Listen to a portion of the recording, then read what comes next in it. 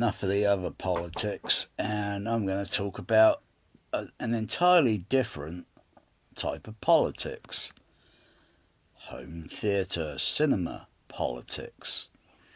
Yes, it does exist. It's out there. Believe whether you believe it or not, there is home theatre politics. um, it's something that someone said to me years ago when I visited the Empire Leicester Square. I think it was the movie I went to see at the time was Time Cop in DTS THX sound system. And I bumbled into one of the what was the technical manager, his name Fred Fullerton. He's got bundles of videos that he's done over the years or such on YouTube and such. And we're having a conversation for about. This was just after I think Time Cop finished, and walking, or it could have been just before. I can't remember, but it was. I recognised him because I'd seen him before, and I just stopped to have a conversation about the sound formats, and he didn't really want to talk about it. Between say like what is better, Dolby SRD, DDS, STDS, whatever, some of the digital current discrete sound formats, and he just left the conversation with saying it's sound politics. It's going to get into a real ruffle or something, with talking about a sound format, and he doesn't want to, it's just me and him. It's no one else. And he doesn't want to talk about it.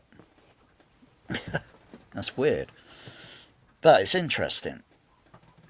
It's interesting the whole thing of sound politics. I've got this bed mattress here, this bed sheet thing. It always moves one side. It's crap. I think I'm going to get myself an ordinary bed sheet, lay down on the bed. A convention, not none of these elasticy ones, because they look at it. It breaks. Completely useless. So yeah, it's like politics of bed sheets. Do you want to get the one that you springy thing? Those were an invention that came along years later, and it's like, oh, it improves the bed and all that. No, it doesn't really.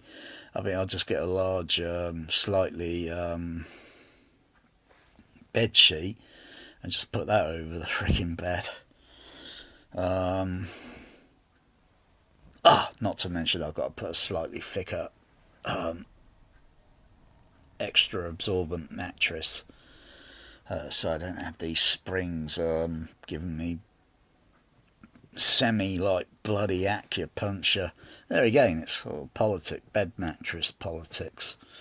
What sort of well, you need something obviously, so because you're going to be sleeping on it for about, well, depends whether you're feeling ill and you're going to be on that bed mattress for quite a while, or what the heck is my cat Melanie doing? What's she doing there?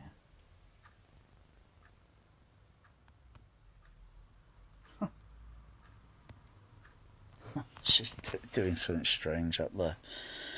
I've got to get out of the bed in about an hour and take my afternoon medication. I could barely move around easily. Freaking heck. I'm just going to make this back thing worse and worse and worse if I don't relax. But politics of sound and politics of home theatre. Subwoofer politics. That's probably one of the biggest part of the politics. Subwoofer politics. Where does it end? Does it have an ending? Does it have a beginning, a middle, an end? They got sub out there. Subway. What about the subwoofer sandwich? Doesn't anybody make a subwoofer sandwich for the home theatre? I don't want to give ideas now, but I probably just did. Someone now is going to get together, home theatre, and we're going to have subwoofer sandwiches, subwoofer rolls, subwoofer roast dinner. It'd be like designed like subwoofer.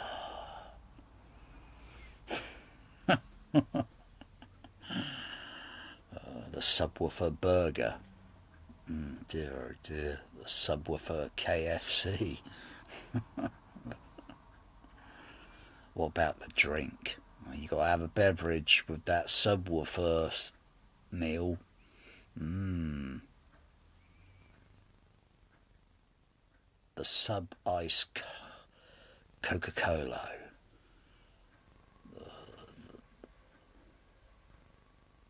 Sub a Pepsi. Sub a Pepsi.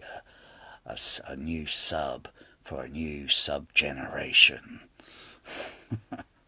My goodness. I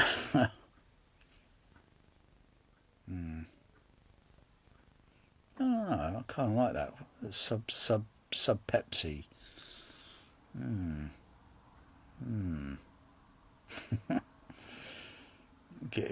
They put a fizz in it. It kind of gives you like that subwoofer fizz feeling. Subwoofer baked beans. Very explosive. Extremely explosive. Oh no. Oh dear. And what brings you into hospital today? I was eating subwoofer baked beans. I blew my arse out. Oh yes, I can see. But we got technology. We can fix that. Oh, thank goodness. Because I need my subwoofer baked beans. I think you need to lay off on those. Oh dear. They say, I don't know, someone said it's like, if you haven't had baked beans or something for about, I don't know, a month or so, and you eat them, they cause the acids in your tummy or such, and and then it builds up, and then the air and that, and then it's released. Is that good for you? Is that good for you? Because they got protein. Yeah. Well, do they make the baked bean soup? So you put it in the blender. So it's like a soup, or maybe you got the tomato that goes in the what's it? The baked beans. Have they changed that much?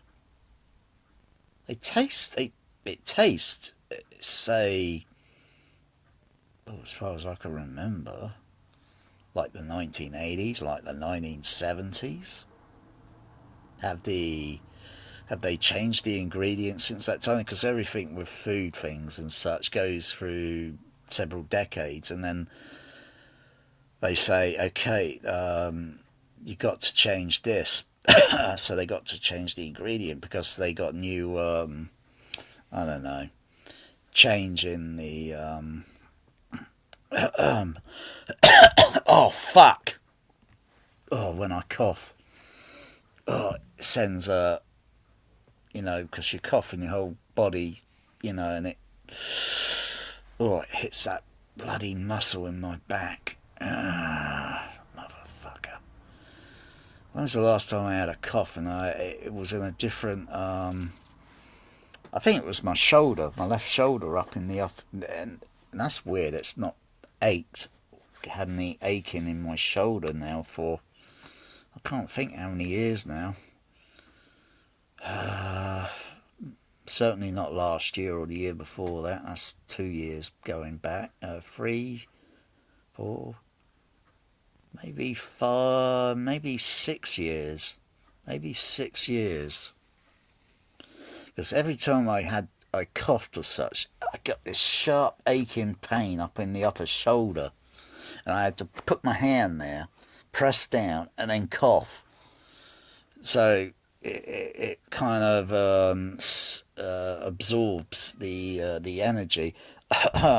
So from yeah, because it was very discomfort. I've not noticed that now for something like maybe 6 years.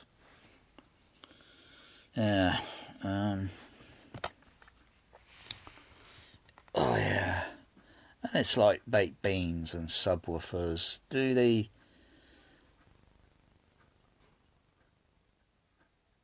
Right, ignore my cat. Who's out there? Oh, I think that's Melanie. Yeah. Bear. No, not Bear. Joey. He's sat on the chair down there. It's like all these crappy subwoofers. I saw I'll show this video I came across last night. It was a little bit interesting. I was a little bit interested. Don't need that one on. Delete that. Have I still got this video on the history? Is it this video? Oh yeah, it's this video here. Almost rude. 3 feet away, it's at this end of the couch. I don't like the graphic images in the video, they look like AI. And certainly I don't think, I'll take a pinch of salt with the voiceover, because it sounds like it's AI. It doesn't sound like it's got legitimate pauses and someone taking a drink. How can someone continuously, waffle without taking a pause and taking a drink? Yeah, I got my drink beside me with my straw now. Ow, fuck. Oh, I leaned over at the wrong angle. I just grabbed my drink. I've got my straw in it now.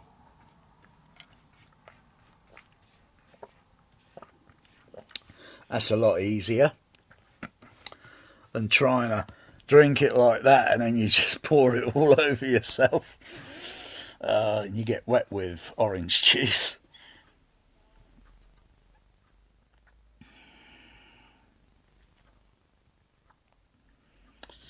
There's not too much science, it's just graphic displays and what the pressures and all that blah blah blah of they always talk about the subwoofer, but they're missing out all the other detail.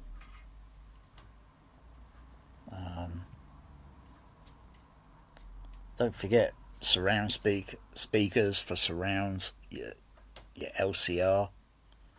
They all have base frequencies, and are they arriving? It's always the subwoofer being talked about because it's an ego thing. It's politics. It's an ego thing.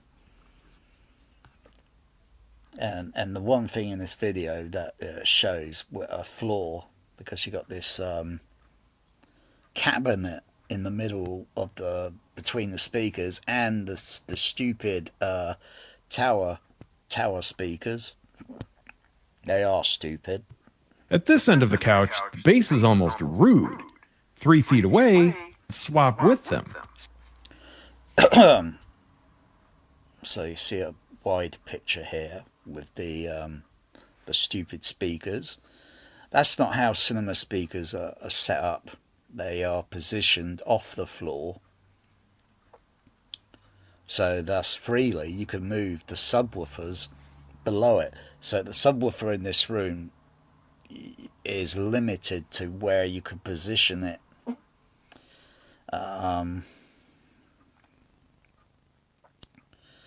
You know, you got the stupid tower speakers in the way. You got a mismatched center channel. You know, you got a stupid flat screen. Like, oh yeah, I'm an American. I got a big TV. No, that TV is too small because you can see it on the wall. It's too small. See, home theatre politics, and the fake reactions that they're doing in the AI imaging for this little presentation, but it's not an actual proper presentation with actually showing actual physics. There's a window in the room. That's the weakest link, so bass frequencies are going to pass through that window. The wall structures, the floor is obviously wooden in this video animated demonstration sort of thing. You don't know what the those bass frequencies they're passing underneath that floorboard, because you could put a microphone down there and the microphone will still be picking it up. You could have several microphones under the floor to see what the reaction of the sound wave is doing underneath the floor, because it's going to travel and then move through, you know, as well as the rest of the percentage is going to be airborne mostly in the room, whilst a little of the airborne percentage less underneath the floorboards. If I look at the this room, it looks like the floorboards are going this way, and if they're going that way, the floor joists will be going this way.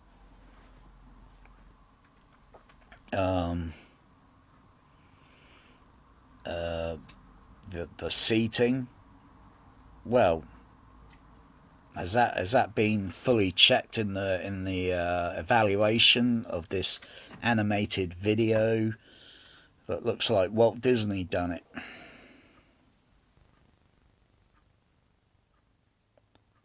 I'll come off the what's it, so I'll just do the what's it, I'll come over to Bing there, and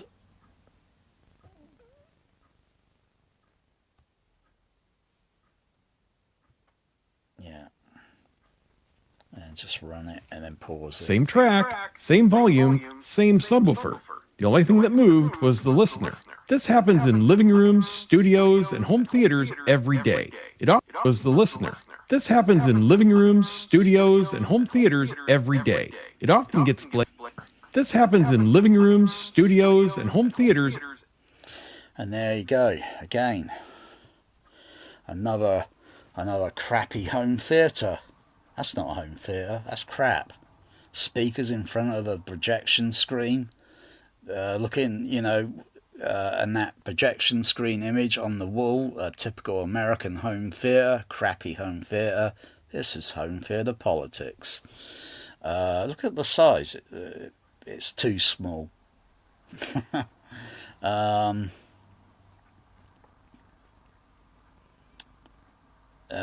Obviously, I can't see a centered channel there, and they're probably one of these idiot home theatre AVS forum people.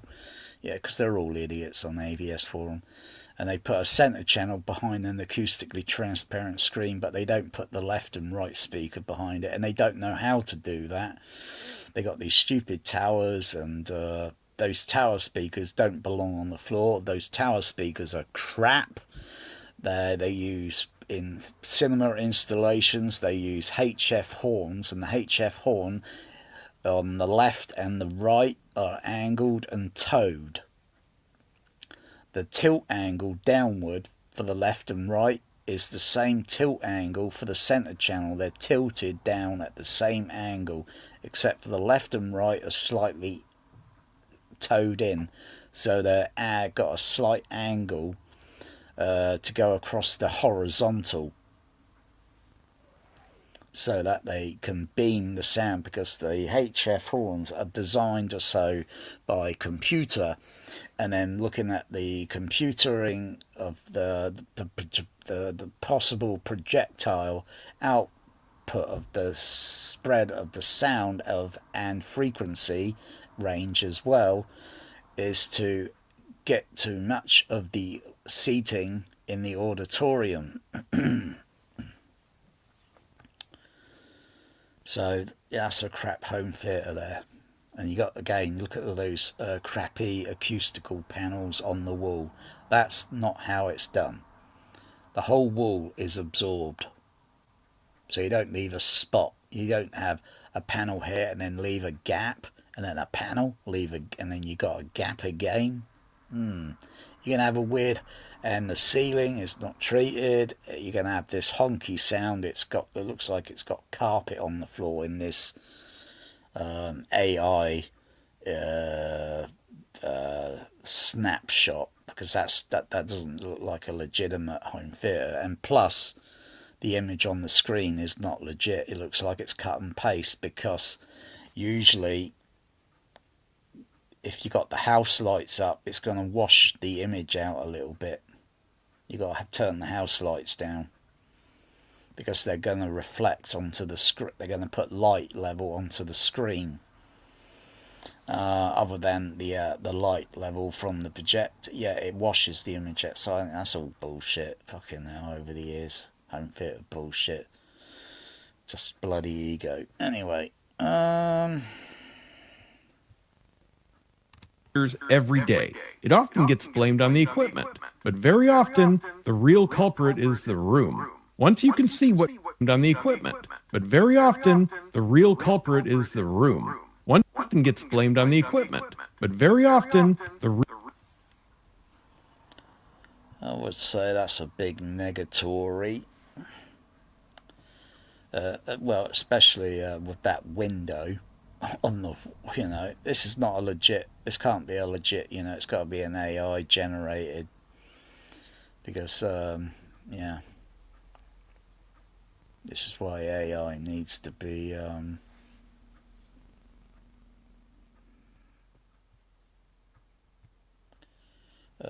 abolished. I think AI is just an abomination. No, there's just no way they can move that subwoofer. And the other floor in that room is an open door area. That's not how it is in the front of an auditorium in a cinema or a dub stage or such. They don't have open doors on one side, so you got to close it, or you got to design that room completely differently.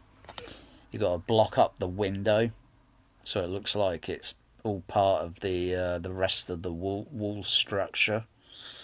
The wall structure, it all makes that makes differences to the and you could a room that size, given the length, the room dimension can easily be extended. You rip all the floorboards up, floor joists, and then you can excavate a little bit, dig, because it's just earth underneath all that floorboard for the foundation and everything, and then you can dig down deeper, and you can have it concrete and have it have a slope angle.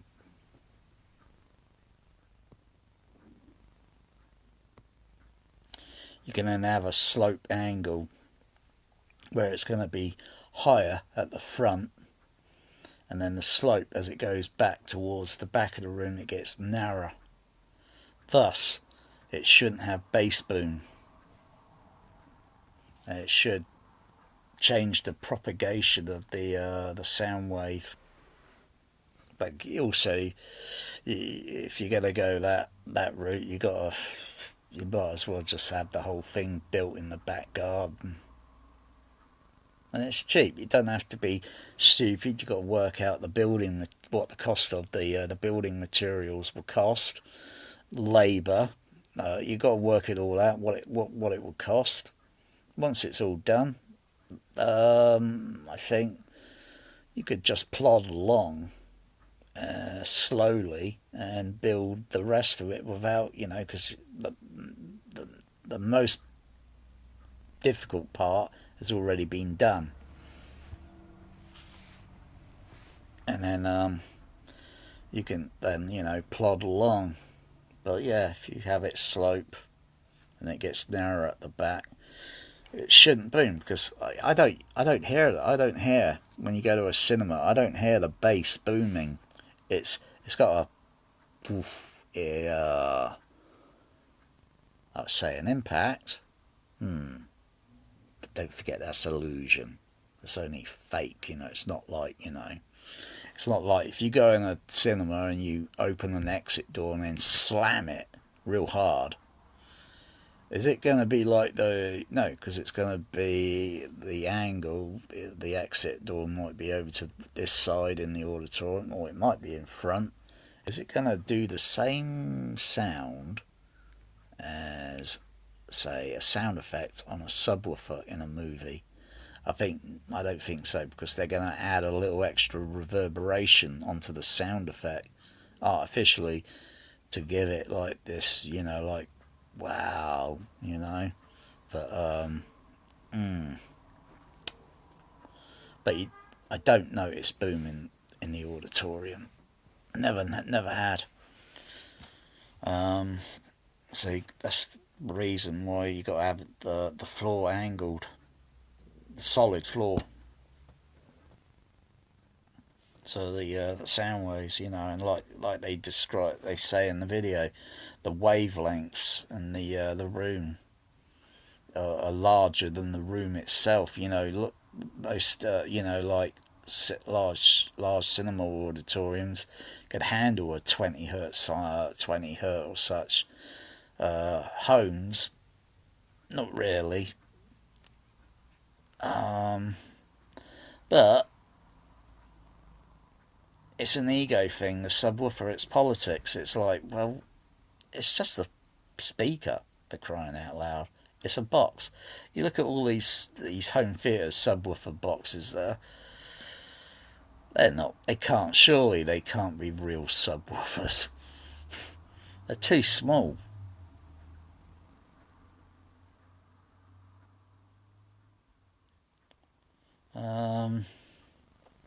But if you had like a design and you just put an array, so it goes in the floor, in the walls, in the ceiling, and you got an array. You don't need and then guess what? You don't need a Trinnov. You don't need a bass waveforming. You'd be able to manage it, and it'll probably end up costing maybe more than a Trinnov. Because you got to have the amplifiers. You got to have the your subwoofer drivers, your electronic electronic DSP crossovers. Oh yeah. It will cost more than an actual Trinnov.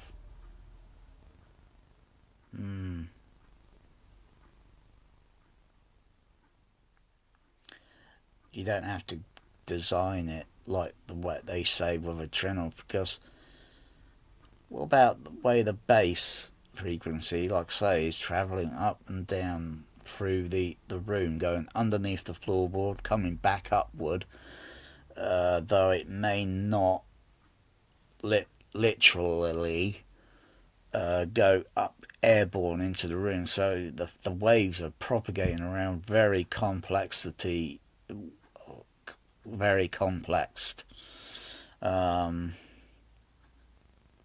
It's like you got to put microphones, or maybe put your hands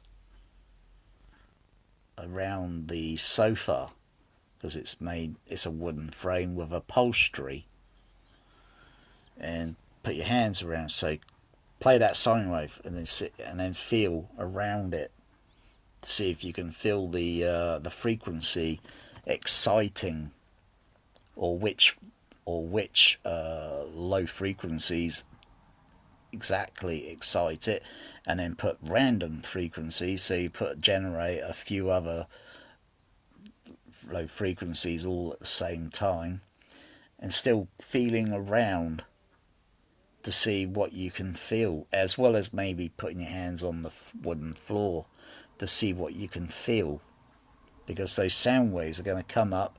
The seating is coupled onto the floor, and if any vibration is going to go through that floor, then it's going to propagate with the sofa, and you would feel a slight vibration. And you can't say, oh, it's tactile. No, bullshit. If you were to put a bass shaker attached to that sofa, or bass shakers, an array of bass shakers, you're going to feel energy like that. And the subwoofer, when it tries to get around, it's probably going to be like that.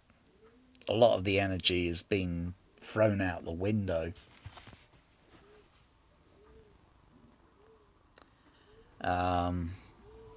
And how much energy, bass energy, do you get from these crappy little home theatre speakers? What are they in this video? They look like Calypso speakers. Really? You're not going to get a lot of bass on that.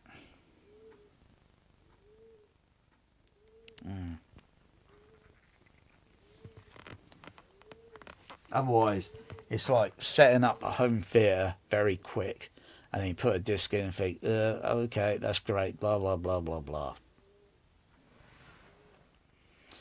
And what else they don't mention in the video is where putting that subwoofer literally, or a few of them, literally behind that sofa. Yeah, they don't mention that in the video. Just that, that we were told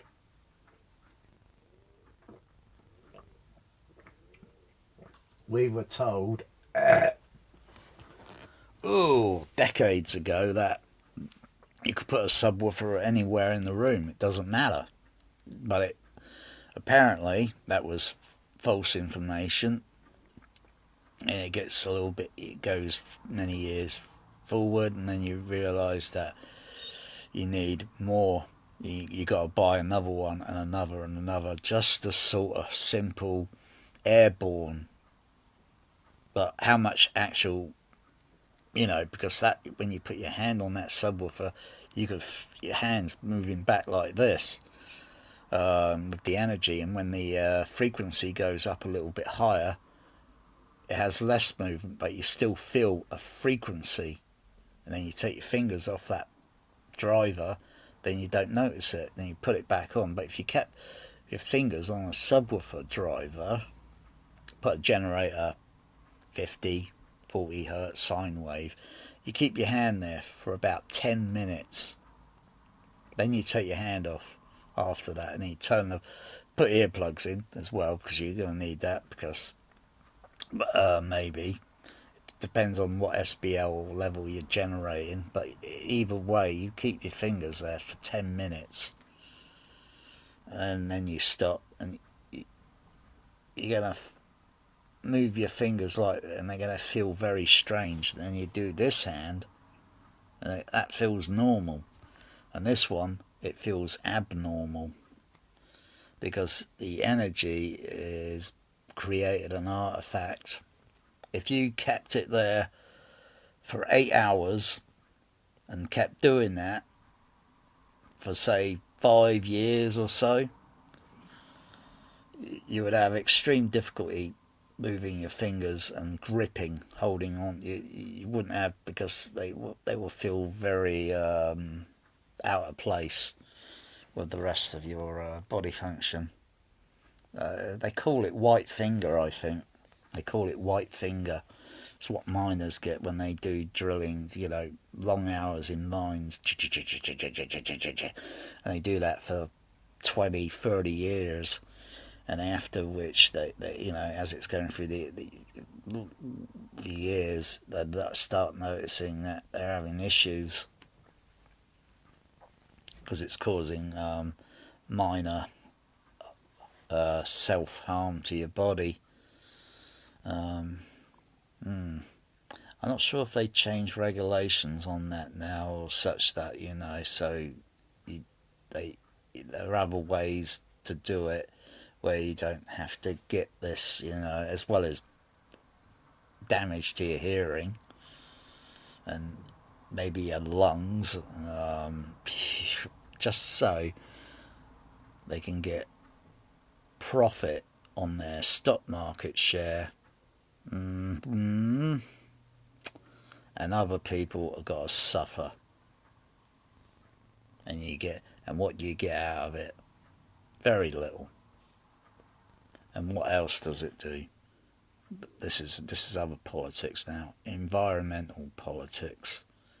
And it does damage to the environment, to animals and other life forms. Yeah. Anyway, but most people don't, It's like if you use bass shakers, because it's like putting the bass cone of a sub-bass driver coupled to the sofa or the seating.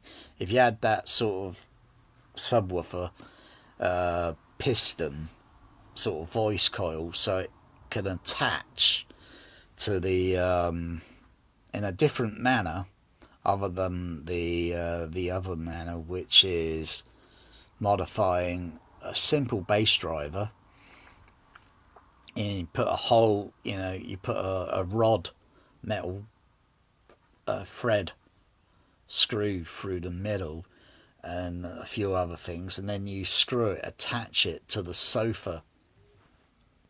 It will give a vibration. It will react differently to low frequencies, and there are going to be a little bit more stationary rather than just completely wandering around the room and then coming back at your ears and thinking, oh, that sounds weak. Well, it sounds, But don't forget, you get the same issue when you listen to man-made mechanical sounds. The same issue still exists. So can't really fix it. But although I think I need to get to the hairdressers because this needs to be slightly trimmed. It's how many weeks? 2 weeks? 3 weeks? No, it's got to be about 4 weeks. It's got to be about 4 weeks at least now, if not 5. It slips my mind, but I like my hairstyle like this. I look really cool. Kind of makes me look like Harrison Ford. I don't idolise on that guy, but yeah, that's kind of cool. That kind of makes me look flamboyant. Anyway, I need a haircut. I can't do it myself because it look dodgy. I've got to get down the road. Oh, fuck's sake! Not at the present moment. Not with this back issue thing. Oh.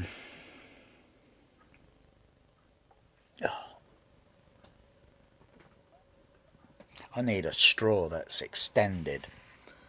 I think you can get extended straw.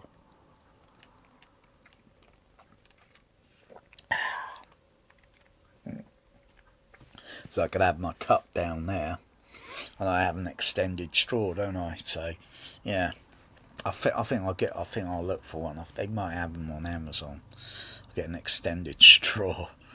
I think no, you don't have to get an extended straw. No, that's bullshit. All I need,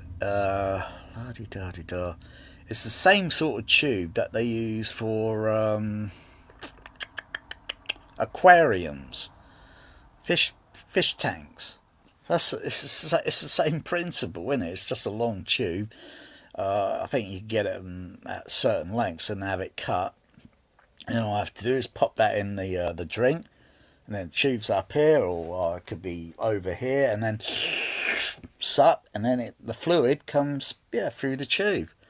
And then some of the other fluid will stay in the tube because of, unless you pull that tube out of the cup and then put your finger on the one end of it and then suck the rest of the the fluid drink.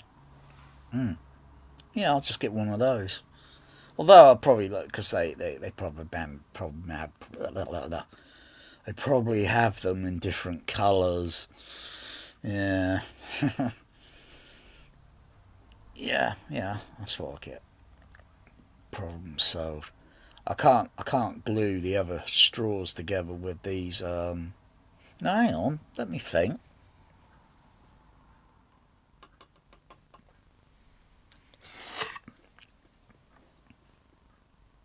How can I extend that? The one thing I'm thinking of is heat shrink.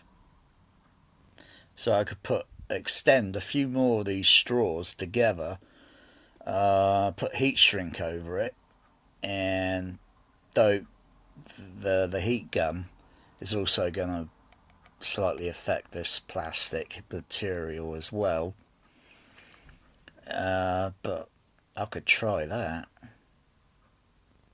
Where's my heat gun? It's in the cupboard. It's somewhere in the cupboard.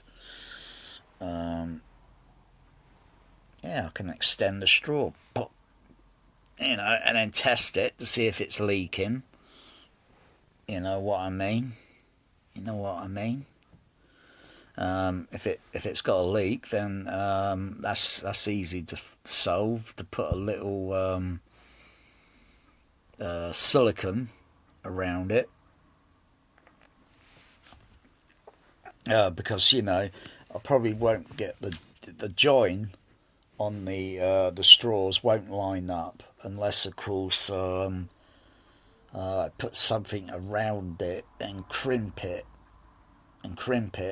so many millimeters, because I've got to push so much millimeters through that into the other straw, and then put a heat shrink over it, or maybe just silicone, not heat shrink.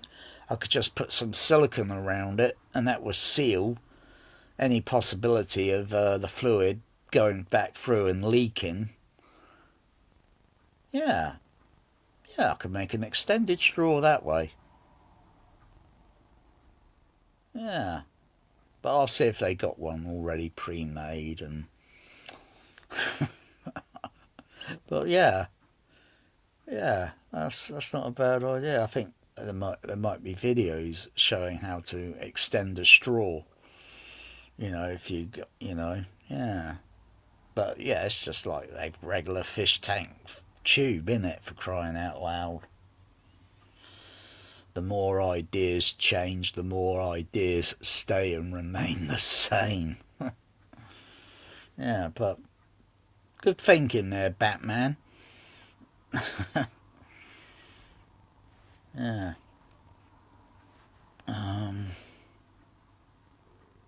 I think that's what they should use when you got a dinner plate and you got gravy on it. But what you do usually, you probably pick the plate up and do that in front of all the rich snobs, and they're probably looking at you, oh, disgusting, oh, barbaric, oh, savage. Okay, yeah. I don't give a fuck. I'll just do it. Or alternative is you ask the waiter, have you got any straws? You get a straw. You put it on the dinner plate. Slurp up you could use it for soup, depending on what type soup. If it's more watery type, then yeah, you could use a straw. Why use a spoon? Think about it. Who gives a fuck? Huh? You go to fucking McDonald's, you have a milkshake, you put a straw in the fucking cup. Yeah, if most people were, I would do it so it would be so damn obnoxious when you get to the, I'll make it so damn, so people will start looking and thinking. I would do it, yeah, to piss them off. Yeah, think about it. Think about it. It's like politics of tomato ketchup. Most people some people know how to handle tomato ketchup, know how to handle your tomato ketchup, and there's a lot of other people that don't know how to handle their ketchup. What is ketchup mostly? Well, you look at the ingredients. It's got a little bit of water in it, a vinegar, or such, and then you finished your tomato ketchup. No, you haven't. There's still tomato ketchup in that bottle or squeezy bottle, plastic squeezy bottle. What we do is we can either put a little bit of water, not too much, and then just shake it. Or you could put a little bit of water, a little bit of vinegar, give it a shake, and then it will go a little bit watery, and then you can just then take that cap off because you don't want to squirt it out. Unscrew the cap on the plastic one and just pour it out.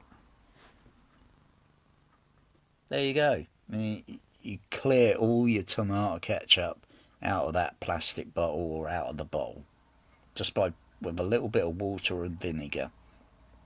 Use all up the percentage of that tomato ketchup. Otherwise, you've probably got a few teaspoons of ketchup left in that bottle. Yeah, think about it. Home theatre politics. It does exist. It does exist. It has existed for a long time. You'd be staggered and amazed how much politics there is in home theatre politics. It's all politics. Subwoofers are politics. Speakers, politics. AV receivers, politics. Rooms.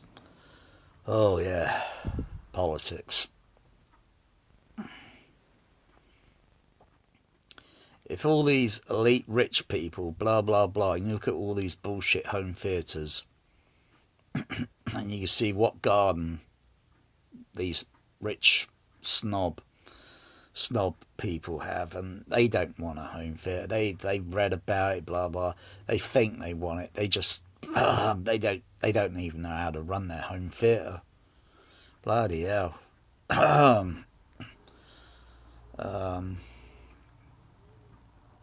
They don't know sound formats. They don't know movies. They don't know history of sound formats for those movies.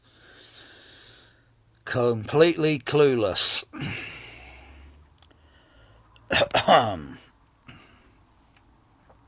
So if I were to, hear about, put a movie like Earthquake on, I know the history of it. But how can you duplicate that history in a small room? Do you want to do it at 120 dB? Is that shit honestly necessary? Or can you do it with what technologies that are around now that wasn't around back then? If those technologies were around back then I wouldn't end up with fucking tinnitus. It's as simple and plain as simple as that. A subwoofer is going to make a lot of noise.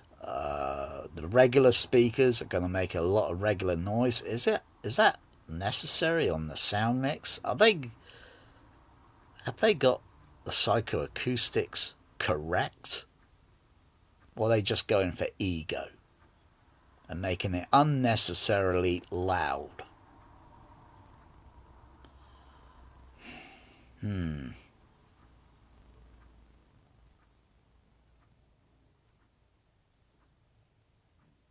I can hear tinnitus in my ears at the moment. It's going.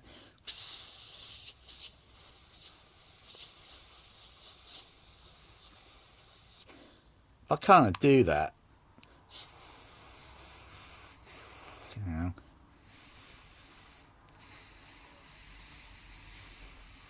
I need my lips a little bit more wet. Otherwise, typically, if I would look at it with an RTA analyzer, it would be around about 8 kilohertz, and I can modulate it a little bit, but I can't really stretch that tone up to maybe 10,000 kilohertz. But oddly, that sort of sound, or especially when I do it a little bit more louder, like blowing into a tissue, that can produce almost a range that's moving like that, and up to about 20,000 kilohertz. Now then, that's why my cats don't like it. That's why, if I do that, my cats don't like it, because it's producing a frequency. So yeah, we can produce a frequency up to 20, but can we hear it? Can you filter off the rest of it? Say up to 10,000 kilohertz. Can we filter it like 48 dB octave, like a brick wall? So you cut off all the rest of the frequency range that you're producing, because you are producing, not reproducing, because you cannot reproduce it the same way twice. It's always going to be different. Reproducing is reproducing it over and over and over again, exactly the same. But is it the same in home theatre politics? The answer is no, it is not the same. Everybody's using different speakers. You're not using motion picture loudspeakers that are the preferred choice. It's Dirty Callahan. Dirty Harry uses a 44 Magnum. Are you lucky, subwoofer punk? You're unlucky. I gotta know, man. Son of a bitch. Son of a subwoofer bitch.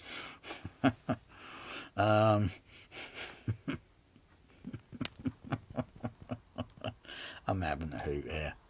I'm going to relax there. There's no fucking way I'm going in that room, sitting in that seat. Otherwise, I'm going to make my back fucking worse. I shouldn't have gone in the room in the last few days. I shouldn't have gone in there, because sat in that angle and that seat is just making my back. It's not gonna. I can make it worse, and I could probably end up. I don't want to end up fucking using a walking stick. Fuck no. Politics, bullshit. You see other people, but they didn't get struck down with certain illnesses and such, Gradually, age. Now let me see. I'm trying to look at this.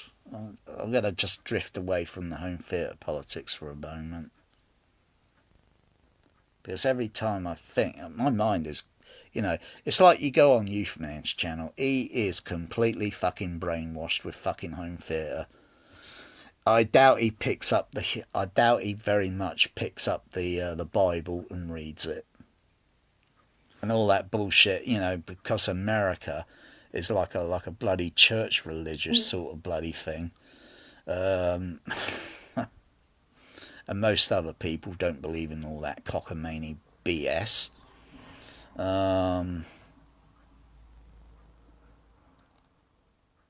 Yeah, I think most people get the idea. Anyway, forget about him. Just one more. He's a shill. All right, now forget about him.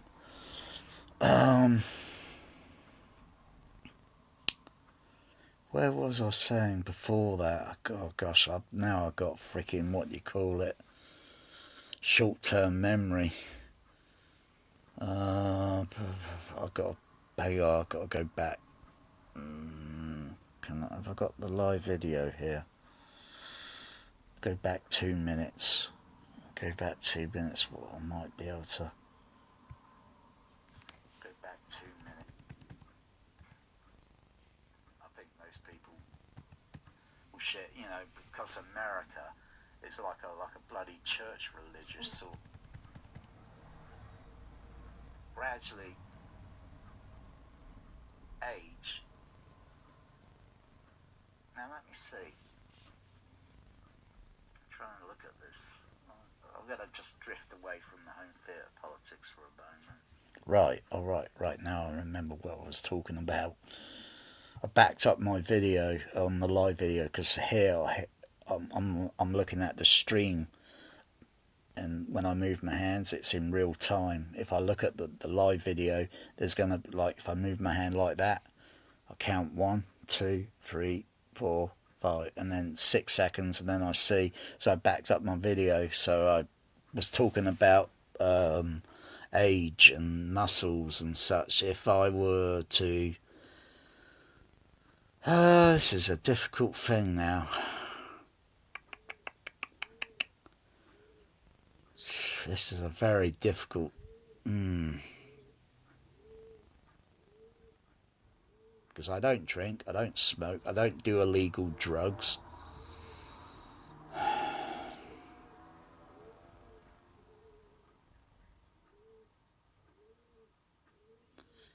Okay, I can see that they're on the space station. They got a little exercising thing.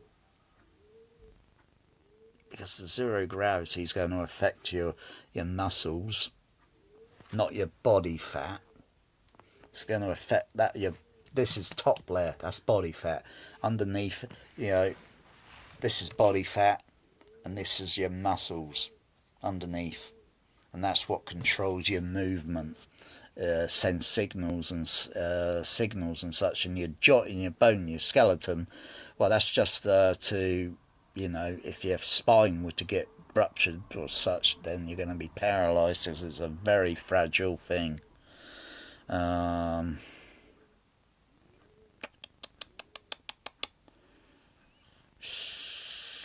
You know, just going over the decades and how you're wearing your, you know, if you're doing a lot of running activity and such, don't forget you're putting stress and strain onto your feet, onto your knees and other joints on your body. You're just gradually putting strain. You know, a little walking, a little casual, a little running casual, but not to a point where you're going to wear your joints out because of your body weight and all that. If you got a certain body weight that's equalised, so it's comfortable, so, you know, you're like a gymnastic, or not totally, what's the word when those people that are very conscious of looking fat, anorexic, is it anorexic? It's just a word. They're just conscious of putting fat and they want to be slim. Obviously slim is better because you can maneuver easily. When you put too much like that, it restricts your movement. It's like you're slim and you put a rucksack around your front and on your back, and it's adding resistance, which you're trying to struggle your muscles and all that to try and prove you're hard and tough. That doesn't prove anything. You're just putting strain and stress on yourself, just in the same way as someone's got an audio file, I'm going back into the politics now, wants to run this and that speaker or something, and they haven't got the right impedance for the speaker, and it's like it's making weird sounds when they try to push it. The amplifier current's not correct, and they're putting strain on the electronics until it breaks, it overheats, it fails, and if possible worse, it could send a signal, a dodgy signal, because an amplifier, depending on where you got the gain levels or what, anything could be unpredictable, and it could send a dodgy signal straight to that speaker and literally wreck it in just a few seconds, before you can panic and switch the amplifier off. That's of course if you can switch it off. What if the power switch fails? Then you got to go straight to the mains and turn the mains off to that amplifier. But by which time it'd be too late. It's knackered. The amplifier's knackered. The speaker's knackered. And it cost $1 million. Yeah. It's happened to me before. It's happened to me before. The electronics failed on the Behringer DCX. This was years ago. What happened was, this was in the evening time, I think, and suddenly there was this bloody loud noise going out, and that would be like something like the DSP circuitry inside the DSP crossover. And my understanding is something became unstable, maybe due to heat on the power supply, the PSU, and it was sending a dodgy voltage signal over to the other electronics in the DSP crossover, and all the LEDs on the input and on the outputs went totally sky high up into clipping level. And because the DCX has got the actual output on the DCX is about 4 dB plus 4 dB, so it's professional output, it's max output. And then that signal was getting sent straight over to the amplifiers, and the gain on the amplifiers was set at a certain level, so they're going to reach a max voltage. They're not going to be at a comfortable voltage level. They're going to go like boof, and that signal went straight to the HF horns. It didn't do too much damage to the bass drivers, because I managed to get the thing turned off after about half a minute, about 30 seconds or so, because I was thinking what quickly turn off quickly, and it burnt out the voice coil on the HF horns. Only a tiny little diaphragm. They're only about 15 or 20, 30, maybe 30 pound a diaphragm. And I had to replace about 5 diaphragms days later or weeks later. I got the supply and I had to replace 5 diaphragms. But the DCX it didn't turn back on. I turned it back on and it didn't turn on. And I left it a few years. I had a backup crossover that I could connect up on the THX sound system. But I left it a few years, and then I thought about getting the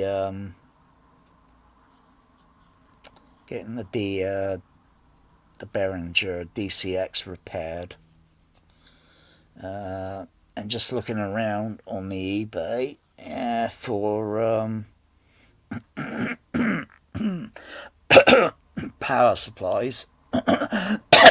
Couldn't find any,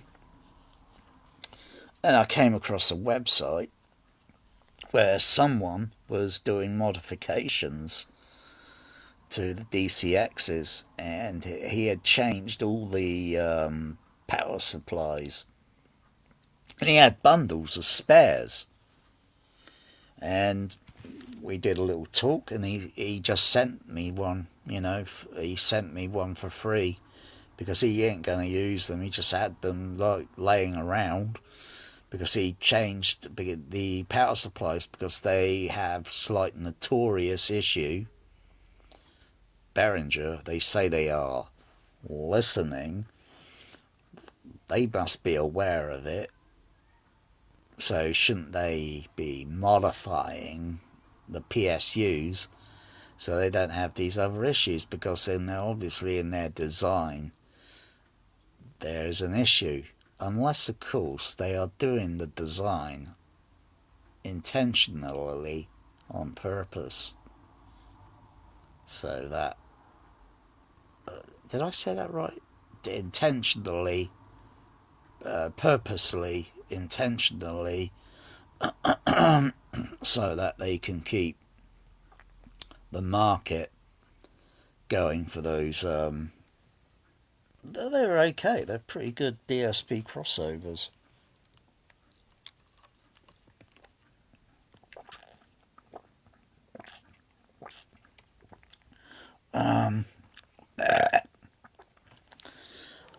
But they need the little flaws sorted out. Which, ow, fuck. Just try to move a little bit there. I don't know if laying on my back is making this better. Fucking hell. Or if I need to lay on my side. It got a little bit better, almost a little bit better a couple of nights ago, 2 nights ago. Not last night, I think it was the night before. It almost got a little bit better. I think it was just before 10 o'clock. Oh, fuck me. It's my medication time. I've got to get out of fucking bed. Fill my cup up. Take my afternoon medication. Oh, for fuck's sake.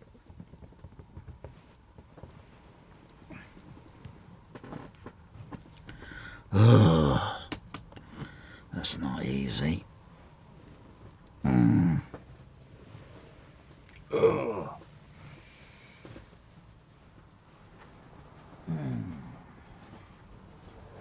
Hey, Mel.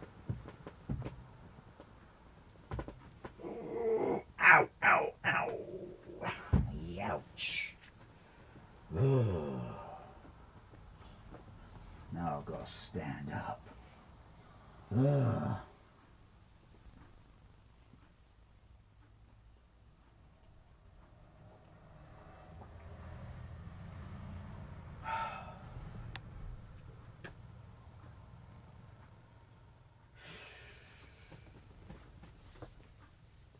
So there's body fat. There's body fat right back here, and it's only about an inch or so, and then right beneath it is the muscles.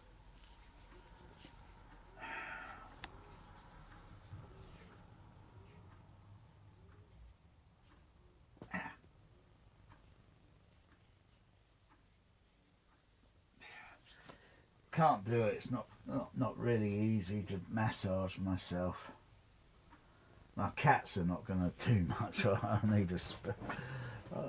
need to get someone to come round, because it's not easy to go to them now, is it? You're just putting stress and strain on yourself. I've got to get... but you got to pay these people to do this, for crying out loud. Money, God's sakes. That's why if you had a partner, you could say, well, do you think you could do good massage? Is it going to help? Is it going to do anything? Or is it just going to give a temporarily relief? I want something a little bit permanent, so I can, until you pull your muscle again. Otherwise your partner's got to watch a video how to do this and try, and then try it and then see if it... But I can only put so much, you know. I don't know if that's doing anything, and I'm probably I'm in a vertical position. Whether I've got to be in a horizontal position or some other position where the massage is done.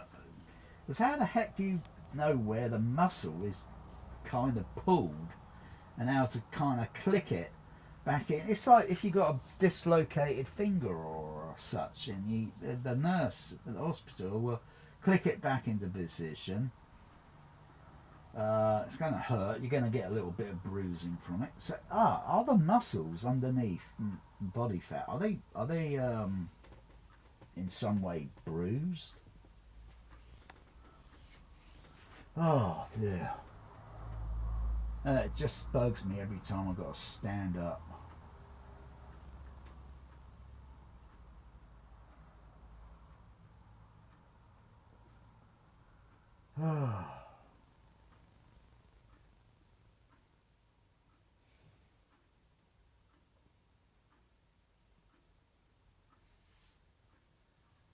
It's always the same deja vu.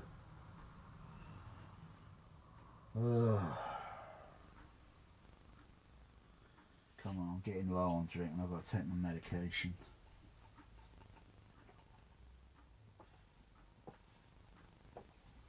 Yeah, you get that and you just can't take it for granted, can you?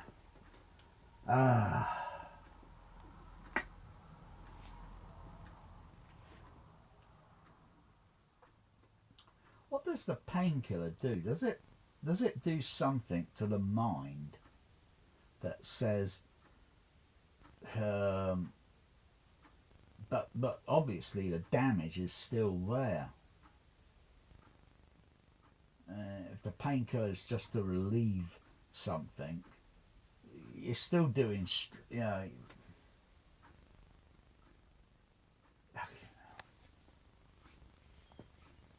The way, you know, the body, you know, the muscles, the body fat, you know, it's moving, stretching, it's putting stress. Come on, stand up. Come on, stand up. Come on. Ouch. 1, 2, 3. 1, 2, 3. 1, 2, 3. 1, 2, 3. 1, 2, 3. Son of a bitch. Okay, get my drink. Kneel slowly. Up, slowly. Okay. Just going to fill that and get my medication and get back on the bed again.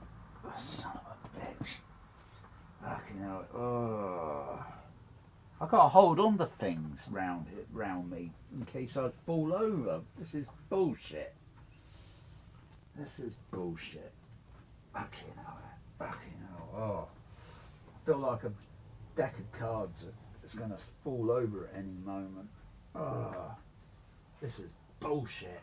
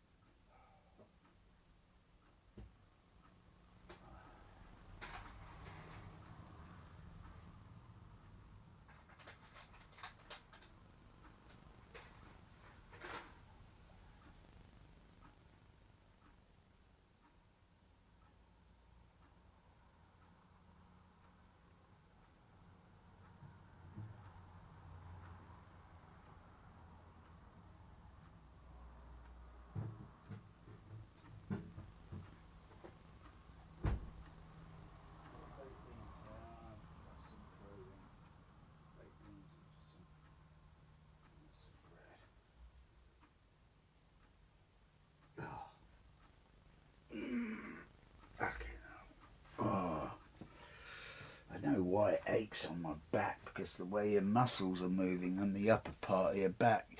Put your hand around the back, you can feel your muscles moving. When you're walking with your legs, you can feel it moving. If I were walking any too fast, I would fall over because I'll lose my stability. Oh, son of a bitch. Fucking that, it's awkward. God.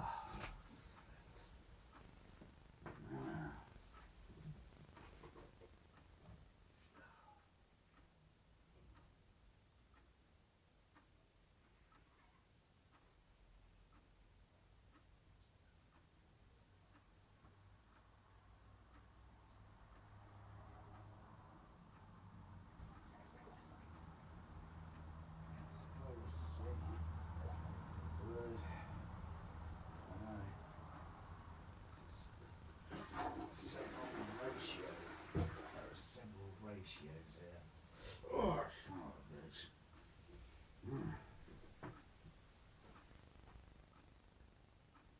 Okay. Let's get to the bed. Oh, what's that fucking thing? Top. Heave, hive, ho! I'm gonna ball.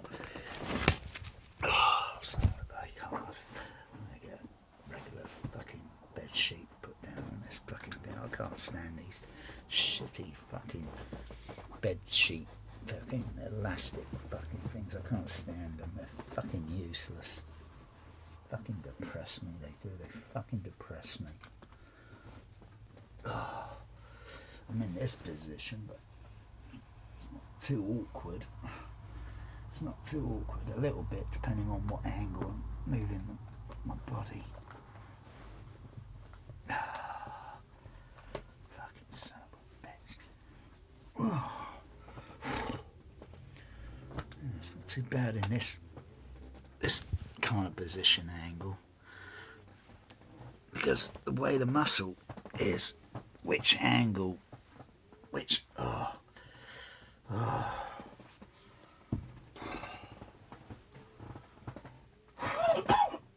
fuck, aches when I cough. Oh, because of the way the rhythm travelling through the body. Yeah, but I can definitely feel it in the upper part. The upper part down here, when walking, you can feel it moving like this, and it's stretching and pulling those muscles and making it just a little bit awkward.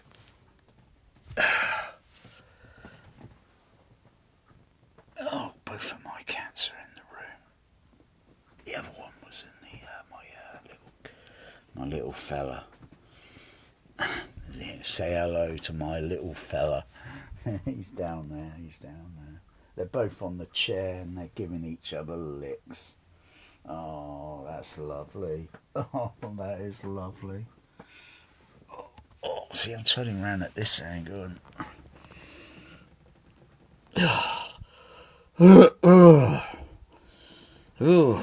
that felt right in the middle. That did. There's something not good about this. Okay now. Oh, normally it would only take 2-3 seconds just to lay down on the freaking bed. It's taking me how many seconds? Oh dear.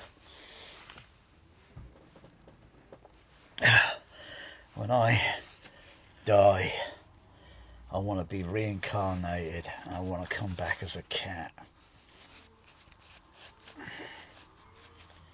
Because I think, unless a cat's not injured or anything and they are okay, the way they sleep, the angle, you know, and I think, gosh, don't. Yeah, I try to talk to my cats. I do. I talk to them and say, you know, come and lay on the bed. It's comfortable, you know. But they're not interested. only interested as and when they feel, because they're independent. We are independent, but I say there's not enough independency. Everyone wants a different design, but George Lucas, he's the leader, you know. But he's no longer. He's no longer the leader. He's got that cinema thing in that museum, but it's not going to show Star Wars movies or anything like that. It could, but I think they're going to be showing some documentary bullshits and art and all this. Who cares? We don't care about that. We only care about the Star Wars. Well, I don't really particularly care about it, but it won't be the Star Wars. You know, are they going to be legit for 70mm prints of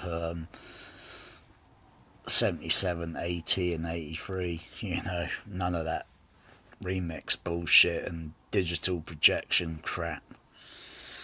Yeah, we don't care about that. People want the real thing, the real deal.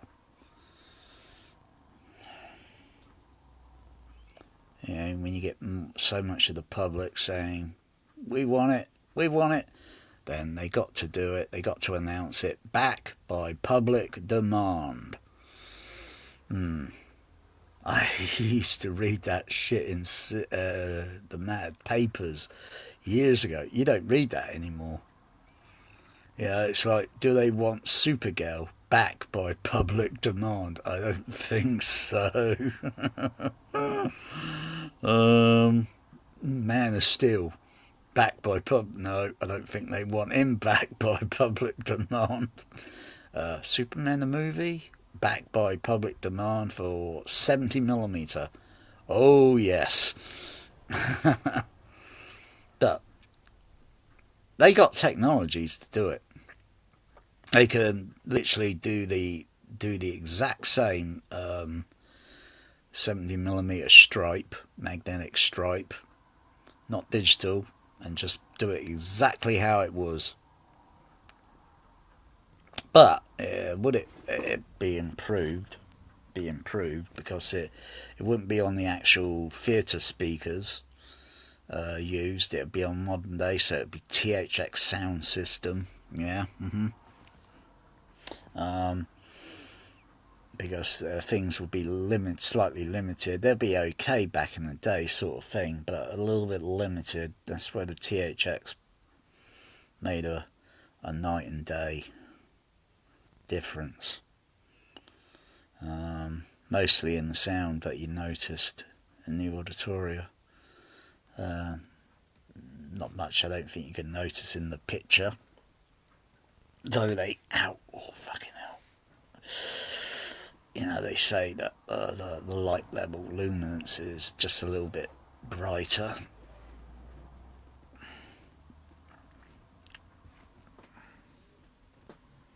See, now, want to lay on the bed.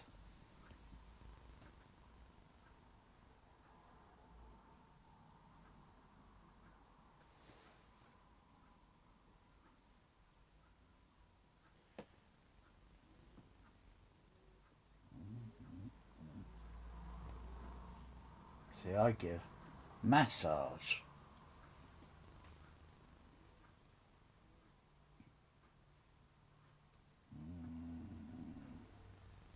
Petting and massage. He's not really interested in what I'm doing. He's only interested in what's in front of him and what he's picking on, biting on. Oh, that's why I think like cats are like zombies, you know, because you see, now he moves position. Now he moves his position. They're like you know, you watch those zombie movies, you know, you could be ripping the leg off of a zombie, and they'll still, they want to bite into something. It's just like a cat, the behaviour pattern. What are they doing? What are they doing? What are they doing?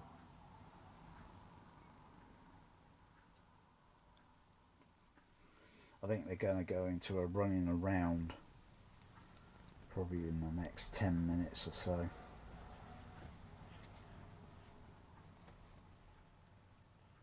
And that'll probably last for about 50, maybe 10 or 12 minutes, and then they'll calm down.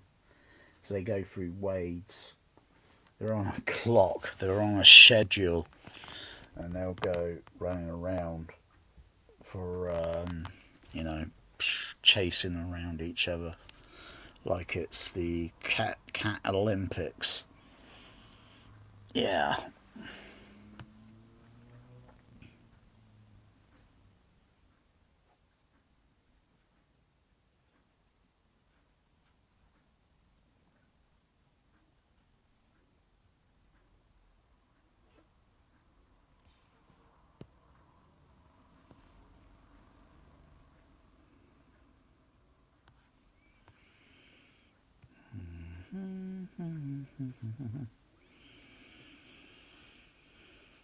Yeah.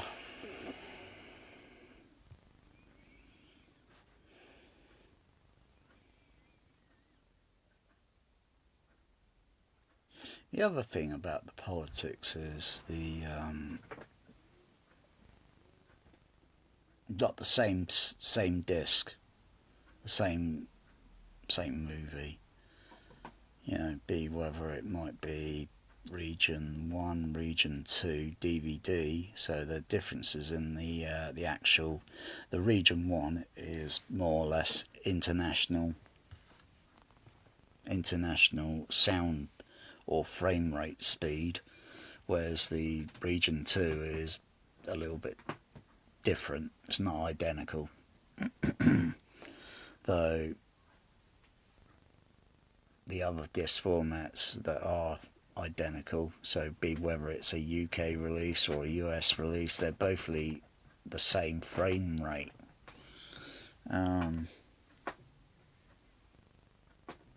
So you could say, if you're monitoring on different system, that you and I can both agree on. But if it's speakers coming out, so if it's headphones, so it's like if you've got a receiver, two receivers that are different, providing of course those receivers have got a headphone output, because most receivers or processors today, they don't even have a headphone output. What the fuck? A Trinob's got a headphone output, but when I connect the headphone to it, I'm like thinking, something doesn't sound right. Doesn't matter what mode you should be in on the processor, it should be mandatory when you plug the headphone in, it should sense and it should switch off the output sound from the going to the amplifier speakers. It should switch it off. That's usually how the headphone jack works. But on the Trinob, I don't notice it. I'm thinking, what mode is this thing set in? Is it broken? Or is it you got to set it in a mode to hear the sound? Because what I hear is like, that doesn't sound right. This sounds weird. It's like I'm listening to a different channel, like it's going through a matrix processing, when it should just bypass all that, and you should just hear the sound of the signal folded, all this there, and it's all folded down into a left and a right. Yeah. But anyway, if you're listening on a headphones and you've got to say the same headphones,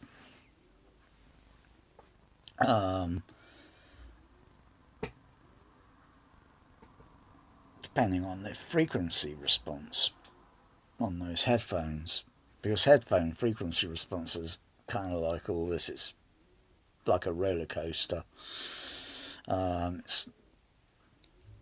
You would have to have the headphones electronically equalised by microphone and frequency sweep testing, and you get the response, so you got a flat response. And then with a flat response, then you could put additional filters to give it a little rise in the upper high frequencies at a certain frequency range when you're going along, and then you stop there and then you raise it up slightly, because the high highs need to be elevated a little bit so you can hear the high highs, providing of course you could hear 20,000 kilohertz at a given volume level to voltage level, and that you could just about notice the pitch. You're going to notice it if you're younger, because when you get to a certain age, in your young age, 16, 17 years or so, it starts to roll off. The high frequency just rolls off. Therefore, you're going to lose a bit of dB in perceiving that sound under an ideal, easy listening condition. Whereas that roll off can even get a little bit more rolled off. You can still hear the you can still hear the other high frequency. That's important for speech, understanding speech. Actually, is when you put a crossover on a speaker, a DSP, you turn your HF off. You could turn the I could do on the DCX. I could turn the full range. I could turn it to full range in the bass cab frequency range. It'll go up to maybe about 2K. I can still understand what a conversation is, no problem. There's just teeny little other details that, might sound a little bit unnatural, doesn't it? All this. I mean, who speaks like that? And there's also the other thing, like if I were to spontaneously put my fingers on my ears, I can still hear my conversation, only it sounds like one of those studio microphones where you listen on the radio, and it sounds like you got a microphone up very close, and when you listen, if I listen that way with one ear, it sounds a little bit weird, because I can still hear in-head cavity sound, and a sound that's slightly, if I put my ear there, that sounds very weird, with a lot of sound on it as well. But when I do it the other way, and I do it's like there, and then when I do it with putting fingers in my ear and I do it sounds like putting a filter, not like that, but more like that, and it sounds a little bit rather than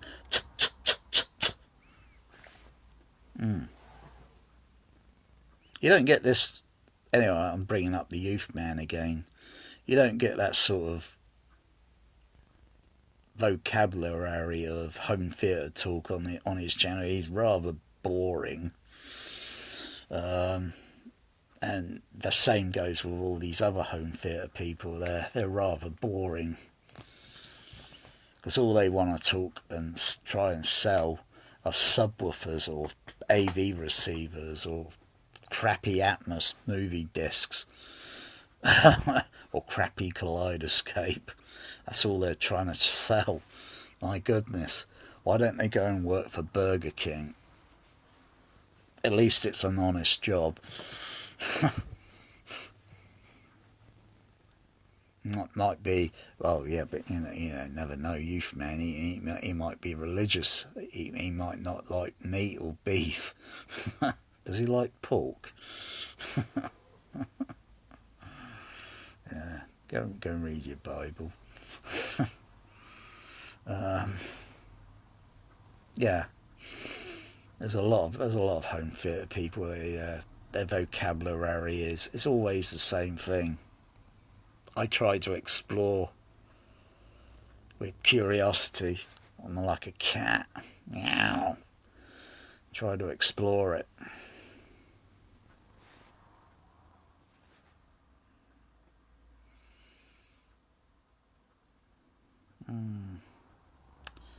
Yeah, every time oh gosh.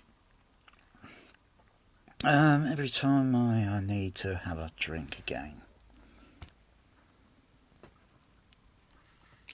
Where's my cats? Ow, ow, ow. Oh, twisting my ankle and my...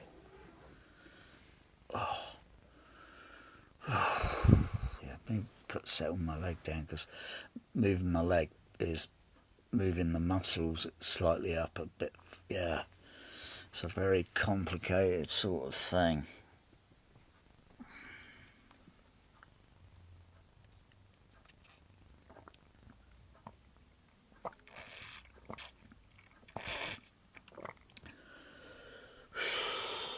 Yeah. See, I do service for the cats, but if I say, hey, they're not stupid, they're intelligent, but they just don't give a fuck. They do what they want to do when it suits them. So I can't just say, hey, Melanie, go to the kitchen and fill my cup up, will you? Orange juice, a little bit of orange juice and water. And don't take the straw, Melanie, please. Yes, she likes straws, yeah.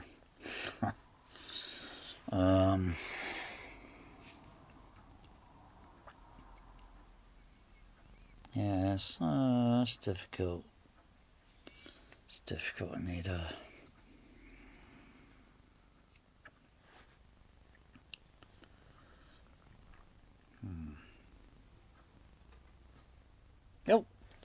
Oh my goodness, talk of the devil. She's up. She was touching the straw. Come away from that, Melanie. She was trying to grab the straw. She did all that shit when leaning over, but it's not as bad, because I used to put the cup up there. Now I'll put it a little bit closer. Now I've got a straw in it.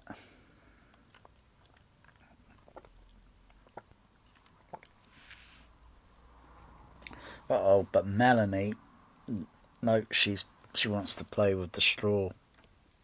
Melanie, come on, down. Melanie, leave that straw alone, girl. I've got to get another straw and then throw it on the floor, and then she'll play with that. She'll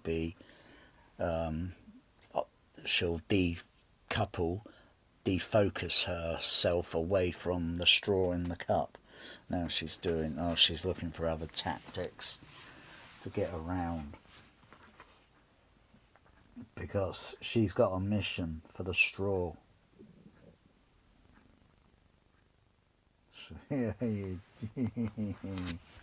No, Melanie, leave this straw alone. No, Melanie, you little fucking cow. Fuck off.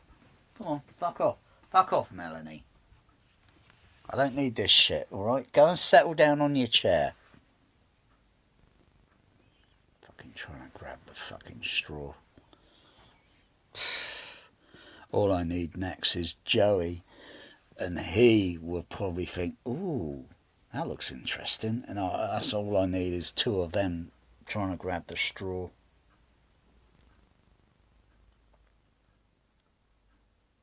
Melanie.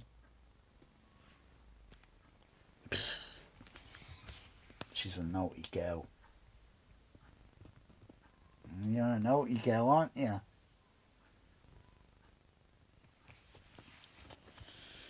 See, all the straws are all in the cupboard. And she's sometimes tried to open the cupboard and then pull all the straws out. And then nibbles on them and then breaks, then the straw's useless.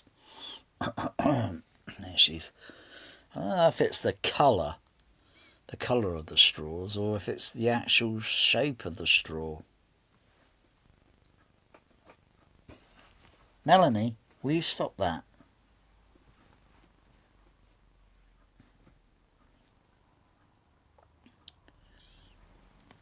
Yeah, I know where she's going.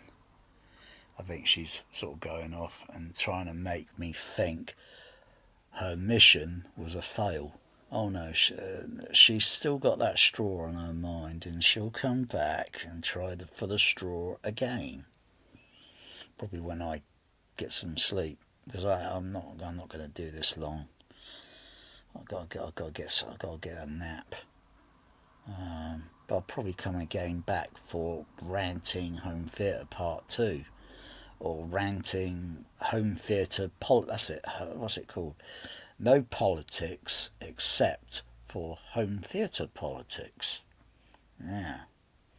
Because there's a lot of politics. You got the youth... Okay, now I'm bringing his name up again. You got the youth man, the Shane Lee. Politics. And you got a few other characters as well. Politics. As well as myself. Politics.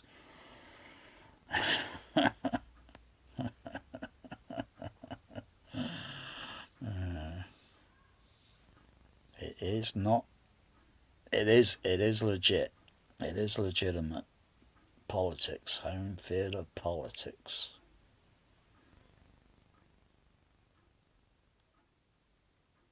What's that sound in the background? Is that a pigeon making that sound? Woo, woo, woo, woo.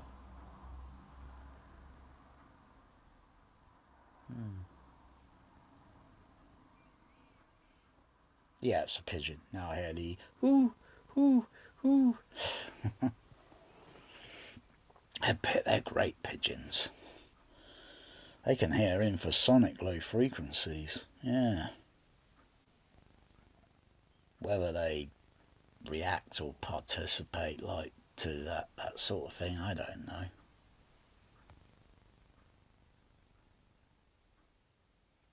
Hear this whoop, whoop, whoop now. Sounds like someone or something artificial man-made, like dripping water out of a pot, and it's going boop, boop, boop, boop, boop. Oh. I find it relaxing because it's not like these videos on YouTube where you listen to videos. AMSR or something it's called, or something, ambient, sound.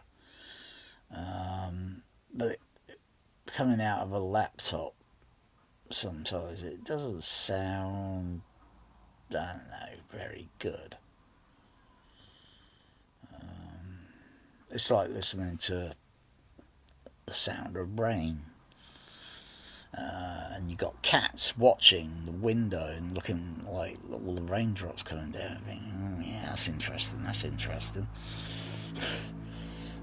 But they go out and then the water gets on them and they get vexed. And they want to come back in, but they're still curious. As well as I'm curious. I could watch it and stare at it and think it's giving some sort of idea. Particularly with politics of Atmos. Atmos is like, again, it's nothing more than a mixing to encode to decoding delivery sound format. That is all it is. Atmos is the whole bloody thing. This whole process, whether it's the center channel, the center channel on its own, it's gone through an Atmos process. So some things may be slightly different. Though I don't really notice a lot of differences. I notice a lot of the whole Dolby Atmos thing. It's got some very, very, very bad politics. Very bad. The worst sound politics I've ever heard. It's the mixing processes that they talk about all the time. Blah, blah, blah. It's not like I can hear a sound that sounds like it's panning out away from the center channel and moving upward or such, so it's like it's going here and then it's going upward, or if sideways, center channel there, and it won't actually do a curve. It seems like it's doing a curve, but it's not. It's not like other things in nature, like you see the waterfall moving off, and it's going to curve at a certain angle, and then it's going to fall down vertical, isn't it? Atmos speakers and all that sound bullshit, it doesn't do that. It sounds like it, seems like it, but it isn't. It's just sound waves that are propagating out that way from the speaker, and then propagating downward that way, and then it's just the mixer just fading the sliders up and down and panning the sound, and it sounds like it's moving like in a curve, but it doesn't. It's not moving in a curve and all this bubble of sound. Who talks like that? That is bullshit marketing, and everyone on bloody YouTube. Oi, Melanie! Shane Lee and the bloody Youth Man and a few others of the like AVS clan that come onto this platform bullshit, and they keep saying immersive bubble, or like Hatred Cowboy, Hatred Cowboy or whatever, and bubble of sound. There's no bubble. That's bullshit. That's that's like, most of these people, I can tell, they're Trump voters. Plain and simple. They stick out like a sore thumb. And then they're babbling on about bullshit home theatre politics. And it's absolutely annoying. Melanie, can you get off of there? Melanie, get down. Melanie, psh, oi, get down. Naughty girl. What are you up to, Melanie? What's your game?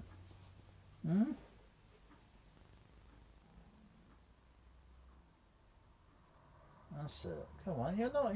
I'm not. I'm just telling you, get off of there. I don't want you on there, Melanie. That's it. You got your little chair there, girl. You got your little chair down there. You settle down, girl.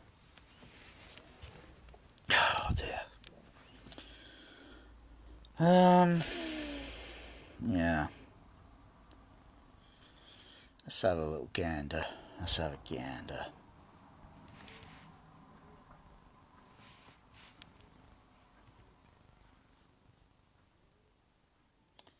Let's have a gander, Melanie, eh? I know you're not interested in home theatre. I'm not really. I'm just here to roast it now, because I think days of, yeah. But I'm still by far probably the hottest listener out of Youth Man and Shane Lee and all the other bullshitters on YouTube. But there we go. That's the whole point of this conversation, my conversation here. Politics. It's like people want to demonstrate like how good they are as a golf player, a football player, darts, badminton, table tennis, snooker, or pool.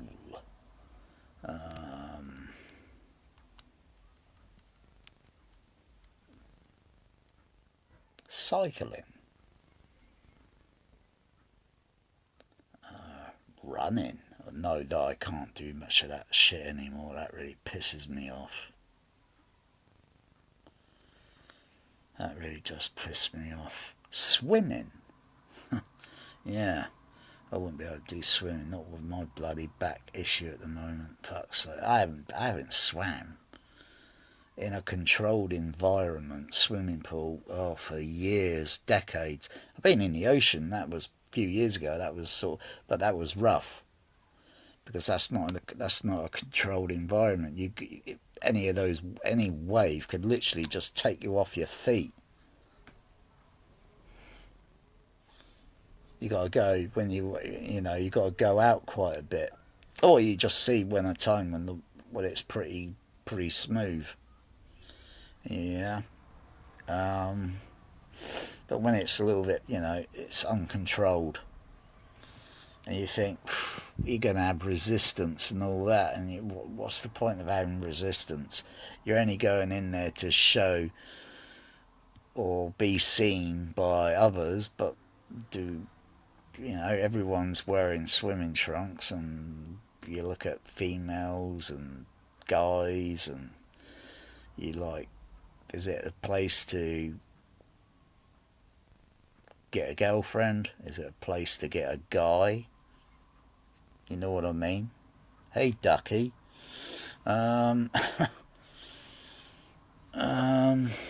Or you're just generally normal, and you just it's just a place where you go to get exercise in a controlled environment. Otherwise, I would choose a swimming pool. I find the ocean to be freaking unpredictable. And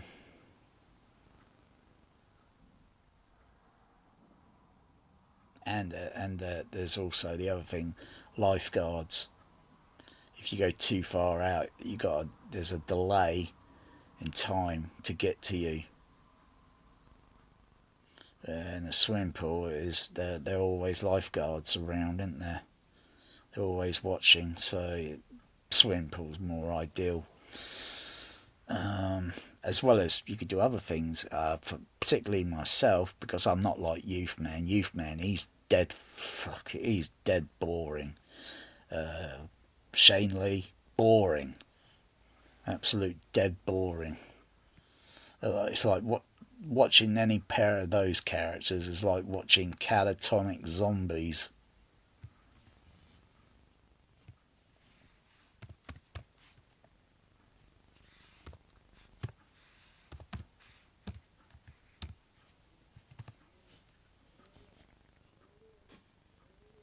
Fucking hell. What's this bullshit? It's not much Youth Man in it.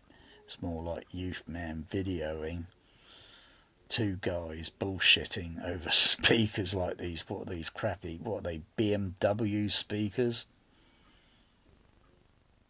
Oh dear, I wouldn't touch those speakers with a barge pole. Hey, you got the real Youth Man on here. He's India,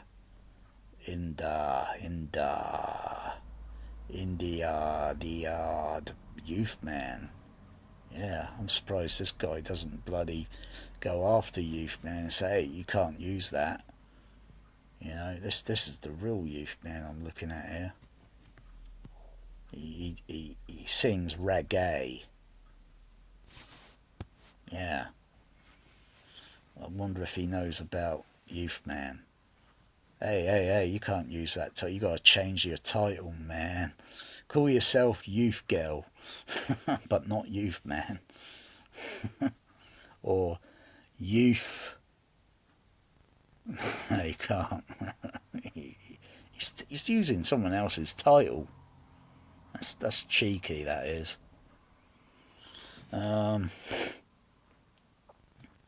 Yeah, all this bloody bullshit.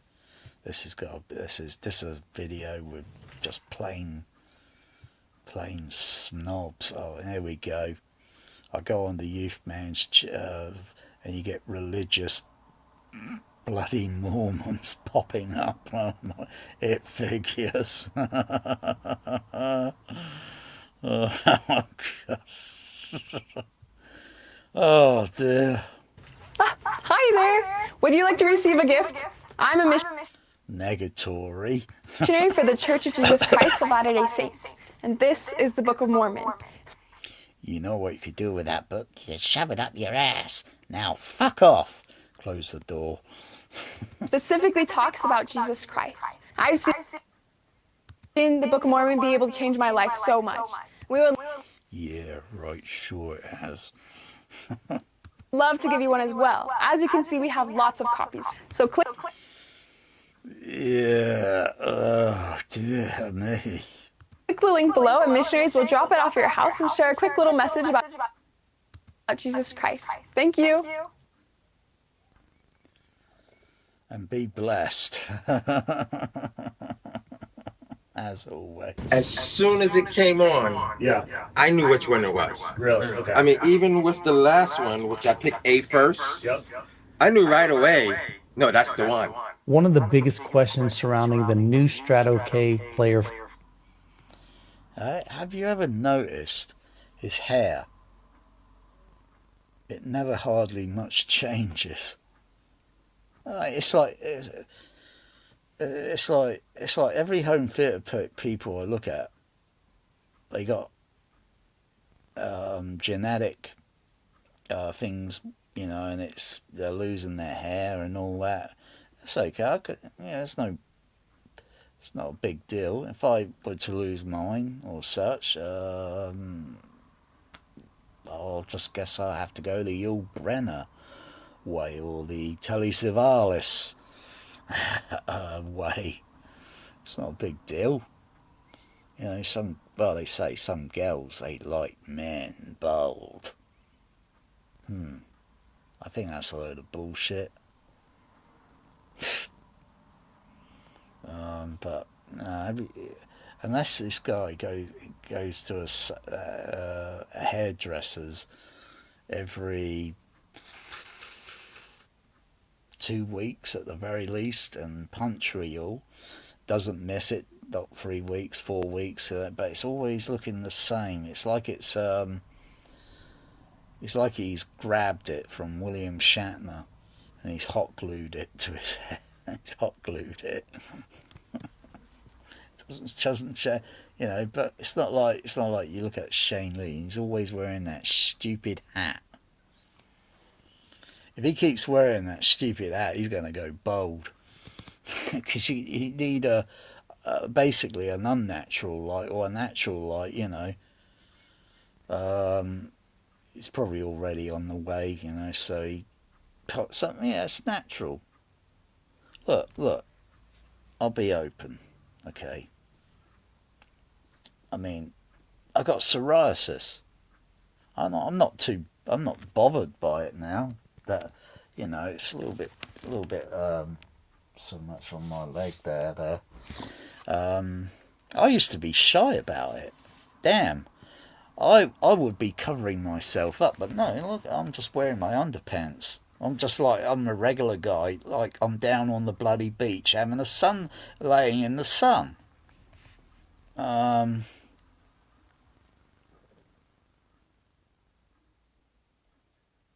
not shy about it now. I would talk about it openly. I'm not shy about it. But 40 years ago, it's about 40 years ago, I'd be absolutely shy. I would be covering it up because you get teased. You know, it's not my fault. You know, actually no, that's not true. It is my fault. Though I didn't know the risk, the danger to what the sun, exposure to the sun could do.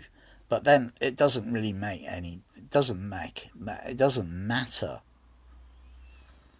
the damage or whatever. DNA.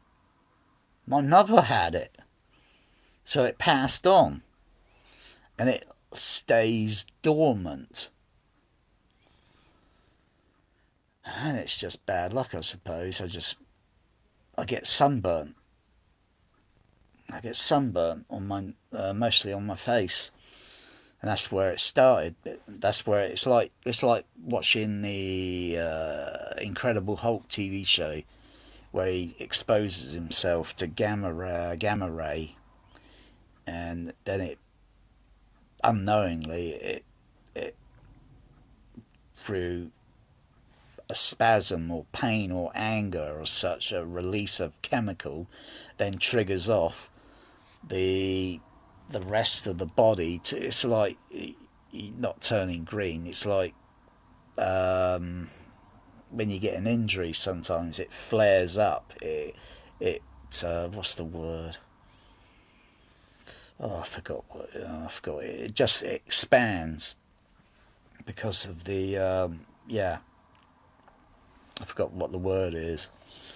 There's millions and millions of words. I just forget about some things because I just don't think they're important to my life anymore. Swelling up, that's it. Swelling up. It swells up, doesn't it? So it's like the Incredible Hulk, only that it's completely all over his body, and his muscular strength increases. What was the fucking point of that? I can't remember. I've got short memory again. Gosh sakes.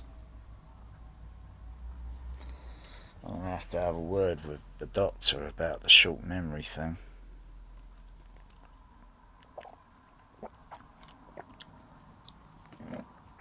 That's usually why you should have a piece of paper, a notepad, and you just write down something, and then you can go back. But right,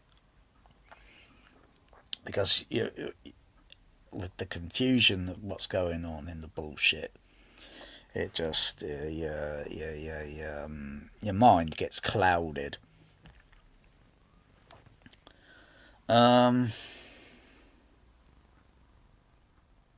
Yeah, so it's just his hairstyle. It's always looking the same. I could see right on top there, and it looks a bit like it's, but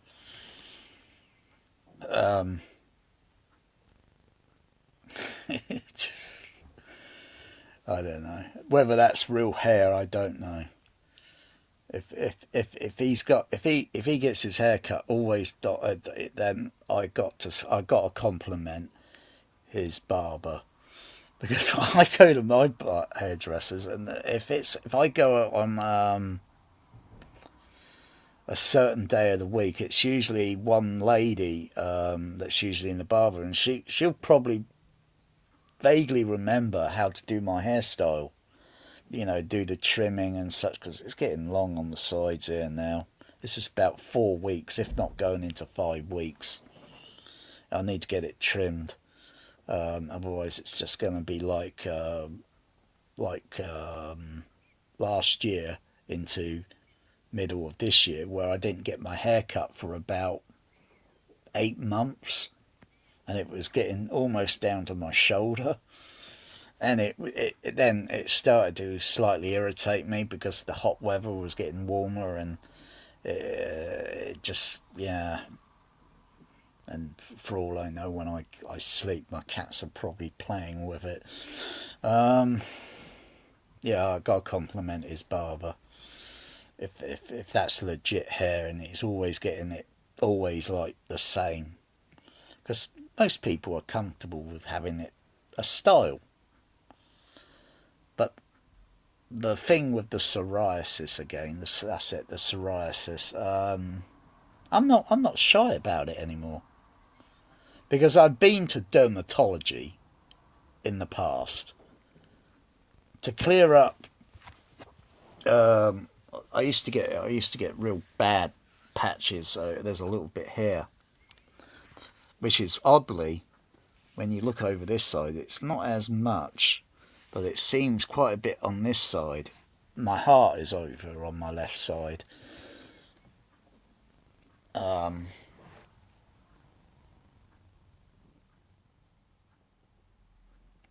hand vibrates, it shakes. This side is absolutely still, although it will shake occasionally sometimes, and that's called adrenaline, due to maybe my sugar levels, my type 2 diabetes, or it could be anything. And generally, if you're all shaking, any normal person, and you're shaking, that's just adrenaline. And then it settles down after a while because you're absolutely terrified that you came close to, like, fucking hell, that was stupid. And you're just shaking with adrenaline. Not very good if you're soldering. I couldn't solder very easily at the moment with this, because I've got to hold the solder in this hand, put it in a position, and then, you know, even if I have my hand in that position there, it tends to be shaking a little bit more. I'm not putting an act on it, I just can't stop it. The only way I can stop it is put my hand there, and I just don't feel it shaking and moving. But if I do my hair like that, it's a little bit different. The shaking, if I do it like, try and hold like solder. I don't know why it's doing that shit. Either it's a brain injury and a fault signal going to my left side, because it's not like I'm purposely trying to put myself in, fuck's sakes, I'm trying to move my legs around and such as this. No, just put them straight out on the bed, fuck's sakes. I've had most injuries on my left side over a course of probably 12 years or so. And I'm thinking, what the fuck is going on? I'll tell you. First it was like closing the bonnet down on my dad's car, and it hit me on the head. Bam! I fall backwards. I look like, and I fall backwards because it was a bit of a shock, bringing something like that down at a slow speed in the edge of the bonnet. Bam! Oh, don't do that. And it bled, and then I just blacked out, and then came conscious, but I was a little bit shook up. You usually, when you close a bonnet, you stand back a little bit away from it, then close it down, not bring it down on your head. Oh, so I had to go in A&E and get a glue. They put a glue on your head. Okay, go a few more years forward again. If I can remember, I think I've had 3 injuries on my head.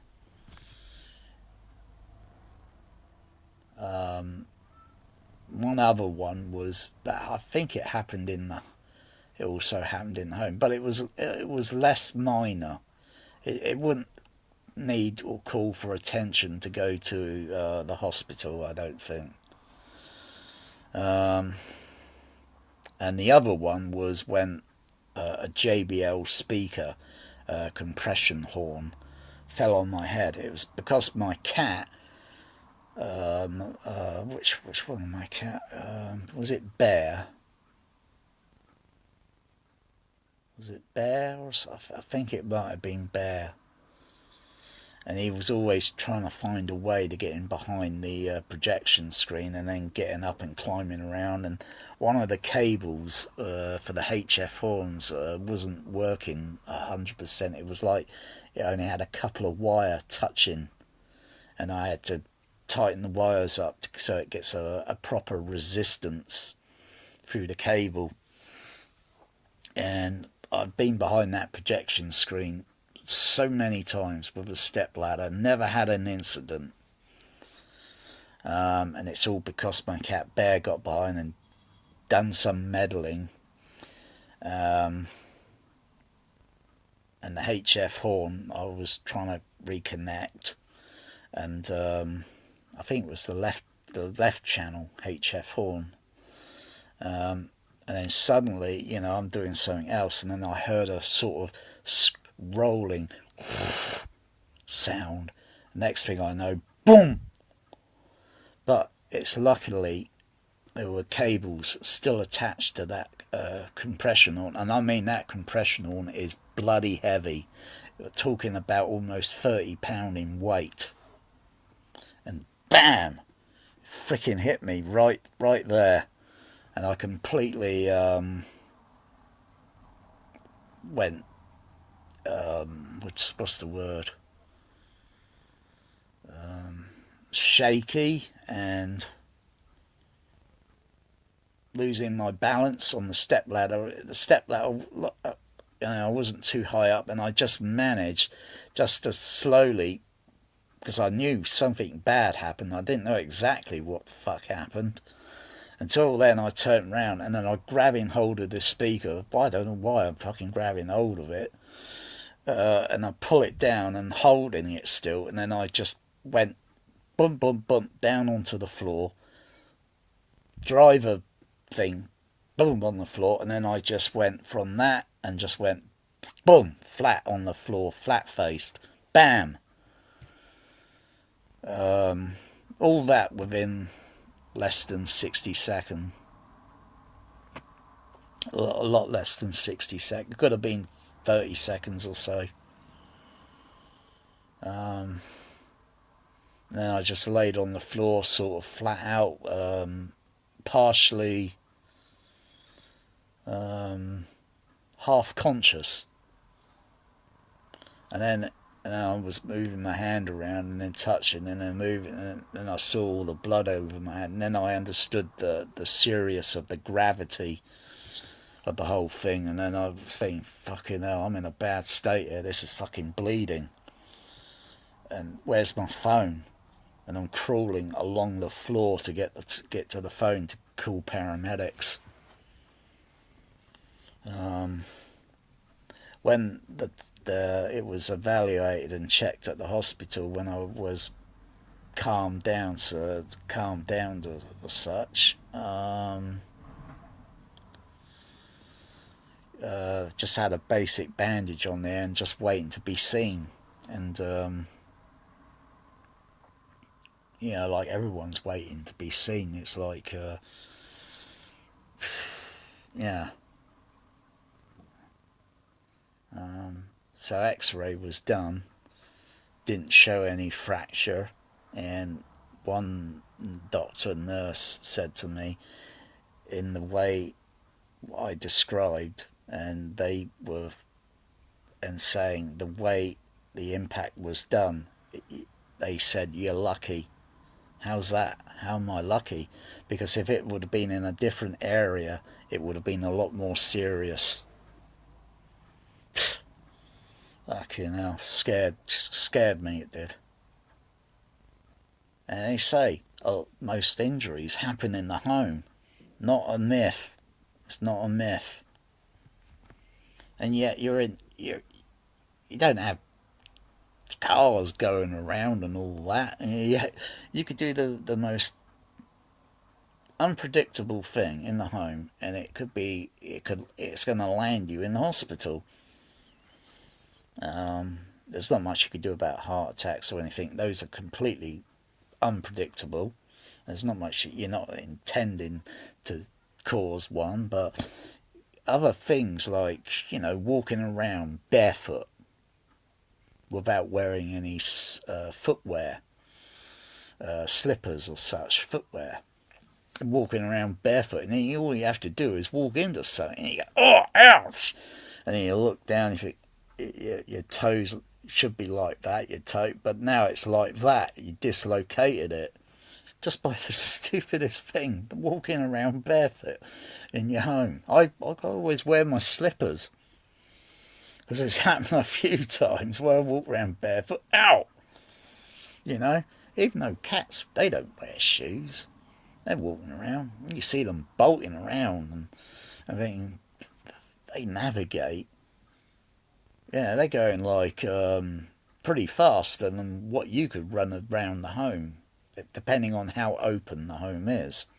If it's very confined, like mine, I can't run around in my home. I walk at a fast speed, but not running around. Otherwise, I'll crash into something, and they'll say, "What brings you into hospital?" "Well, I've got a small home, and I was running around in it. I just happened to crash into something, and here I am." Okay, we'll have to fix you up then. But a cat, oh, they just bolt around, and they in the process they knock things over. They always do, don't they? They're not doing it intentionally. They just do it accidentally. But when you look at it, it looks like, I'm pretty sure they're doing that on purpose.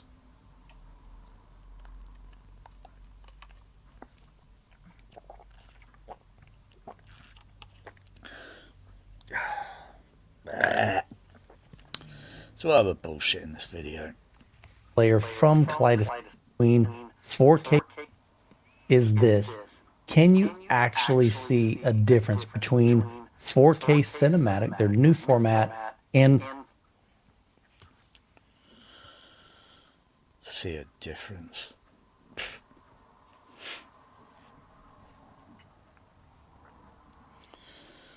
Oh dear. Not unless they're legitimately making these transfers. So how do you get it to look so if it's transparent on a video image, a film? Now hang on, film, there's several formats. There's digital and there's film, or there's several formats. There's digital to digital again, or digital to digital video in the home, and there's film to digital video in the home. And how are the transfers? Which supervisors, whatever braggers out there that know what to look for, rather than botching it up all the time and using all this other cockamamie bullshit, that the colour, you know, say, like, if I had now I've got some hair in the way here, that's why I need a haircut. Oh, there it is. There it is. There it is. There's the hair. Yeah. That's why I need a haircut. Let me see, what can I do? So improvise. You see, I'm not like the youth man. He's boring. He's boring. He's boring. The old man is snoring. I wonder if this will work. Hang on. I'm just looking at YouTube now. Go to Google.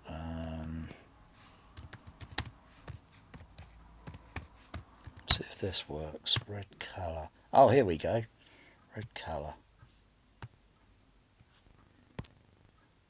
Reject that. Zoom this up a bit so it fills the screen. Oh, I can't look at the what's it? The only way I could do is look at the live video, go to live video and back it up. So what I'm going to do is I'm going to turn this light off. There's a colour here, and I'll see. Here we go. There we go. I'll turn the brightness up on the. There we go. I'm just going to do a little experiment here. All right. Now I'll go back to the live video. Where's my live video? It's here. And if I back up the video a couple of seconds, there we go, it's all red. Just do a little experiment here. Alright. Looks like I'm angry. Yeah. Yeah, see. I should have been a filmmaker. Oh, fucking hell, I've gotten back onto the regular, turn that down, turn the light back on. So you saw that effect, yeah? See, that's how clever I am. Could Youthman do that? The other alternative I could have done was using, with the live video, so I can see it in real time on the stream, is use a colour gel and put a colour gel filter in view of the and it would just change it to red, or change it to blue, change it to yellow, green, cyan, turquoise, whatever colour filters they got, or mix the filters together to get different like 1, 2 colours or 3 colours, whatever. Could Youthman think that? I don't think so. And you're talking about some bloody kaleidoscope bullshit and all that, and you got these people in a room. Oh, fucking hell.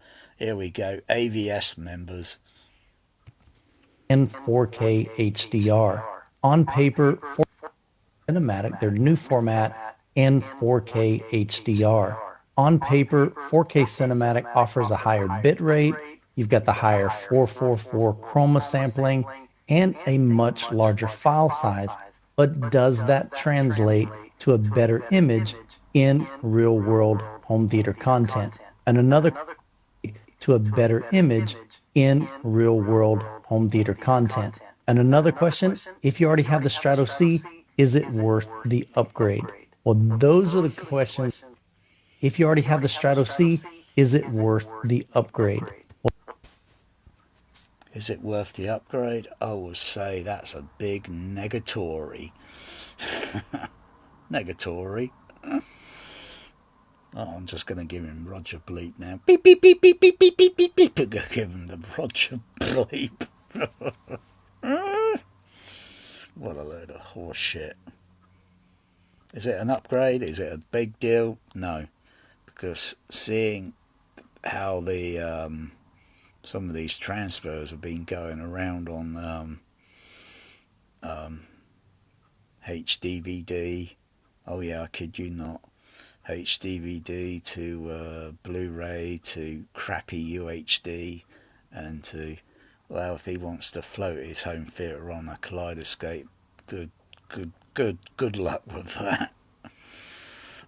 Because I've seen it all, and I'm thinking it's atrocious. It's a scam. It is a 100 solid percentage scam. No studio is going to try and do something that looks 100% legitimate. The thing with video is it's got all these other parameters. It's got like too many cooks, and it's going to spoil the broth. With actual projection, it's just one light source onto the film, onto the screen. And I'm not talking digital, I'm talking film.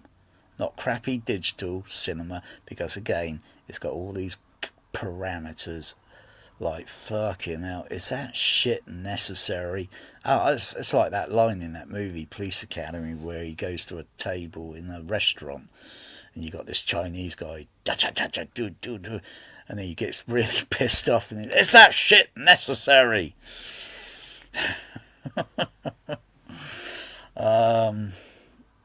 Yeah, is that shit necessary? It isn't. It's a fucking distraction and confusion. And is there a standardization in it? No. It's a complete, like this. It's not a standardization. It's like this. It's a fucking mess. Youth Man, you'd never hear him swearing on it. He hasn't got the bloody ball. I bet he would. I bet he'd start effing and swearing if you catch him, you know. But he doesn't do it on his video. Yeah, like, is there... Yeah, there is a logic and point to it. But he doesn't, because I can tell he's just complete bullshitting and BSing all the time. Oh, how much did Kaleidoscape pay him for that, I wonder? Because he's just, you know, it's like, I got a Panasonic. Shouldn't I be kissing Panasonic's arse? Or maybe George Lucas's arse? Whichever. Because they stick that THX on and everybody says, oh yeah, that's George Lucas. But it's not. It's not George Lucas anymore. It's private. That's why it's just THX now. It's not Lucasfilm anymore on it. It's private, but it's just using those 3 letters because everyone thinks it's connected with Star Wars. Really, it was designed for everything. I think, you know, I've never seen a Star Wars movie in a commercial cinema with THX sound system. Mostly they've been Star Trek, and it's like, oh wow, I've seen Star Trek there in that cinema, local, many times, and VHS on a hi-fi speaker thing in the home, and then go from there to there up to the Empire, Leicester Square. And it was like night and day. It's like, wow, I know where the speakers are. And it's like I'm feeling the soundtrack. It's like, I didn't know that I could feel that in the soundtrack. I didn't know that was there on the soundtrack. Or how it was set up and designed through trial and error so that they can get this and like give an audience something that's a little bit different than going to a regular cinema, where you go where at the loudest peak in the regular cinema you might just feel it a little bit, but oh no, the softer dynamic sounds and such in the cinema, I was feeling those. Wow, impressive. Oh dear, now I've got to stand up again because I've got to take a fucking piss. Because it's the water tablet. Oh.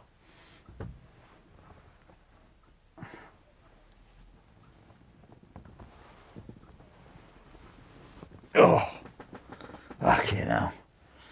I need to get another mattress thing put on this bloody. Otherwise, I don't think this is doing me any good.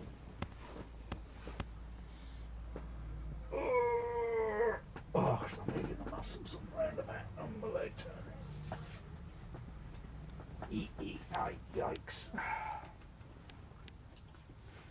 Unbelievable. Well, it's like Dr. McCoy in that Star Trek episode.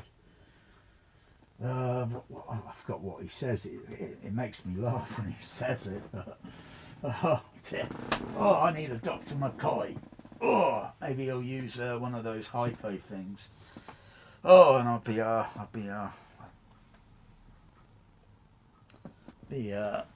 A-okay in a couple of minutes. Oh dear. Gotta wait till the 21st century.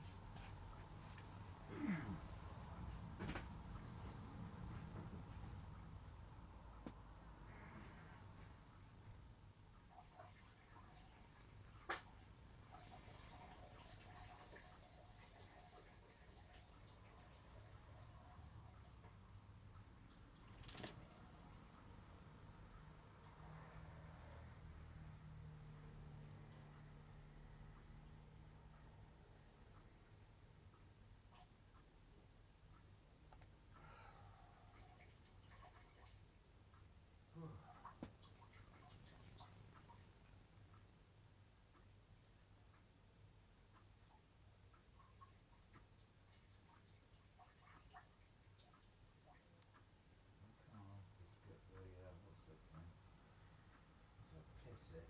That's all it wants. Food to it, and I can drink it again.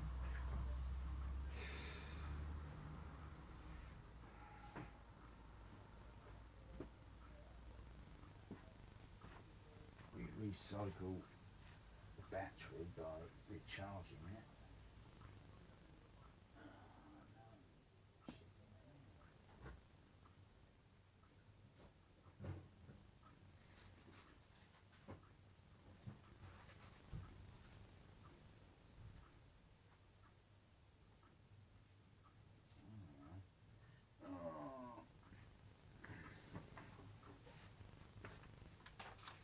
I had to do that very slow, Joey. Oh, fucking hell, that aches. Fucking get fucking other bed sheet to put on this fucking bed.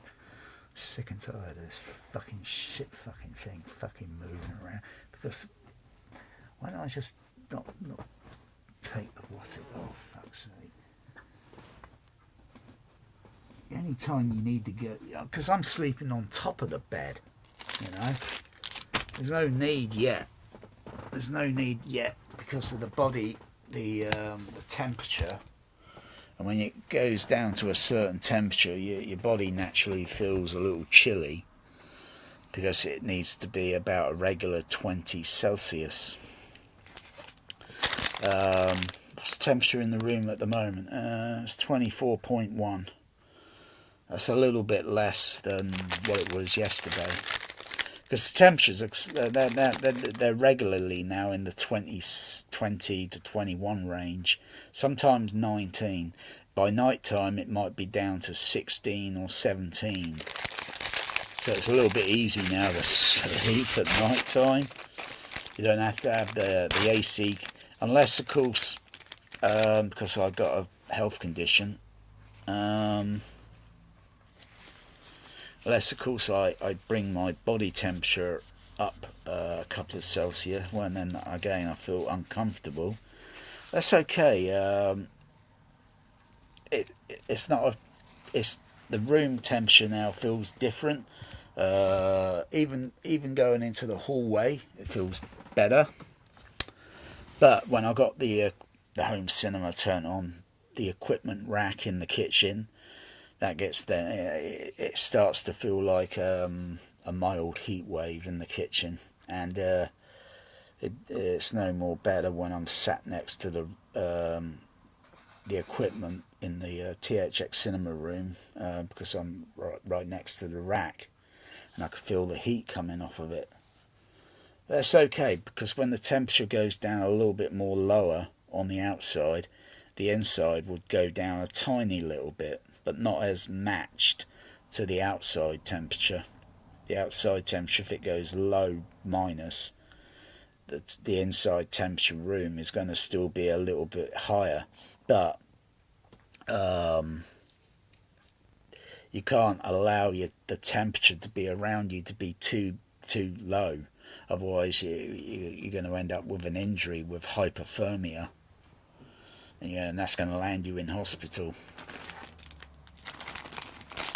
So, you've got to keep an eye on the temperature. Ideal 20, like I say, ideal 20C is about acceptable. Or 19 or 20 to 21. When it gets above 25, it gets uncomfortable.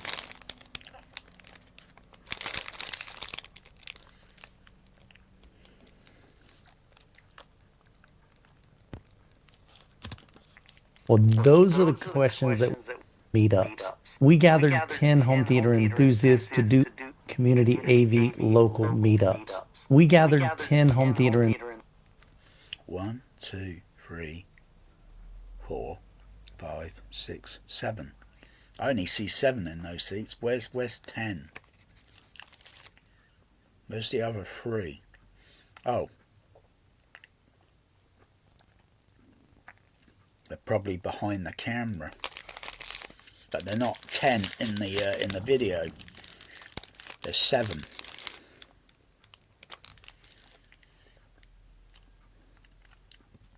and they're all AVS members. Can't trust them.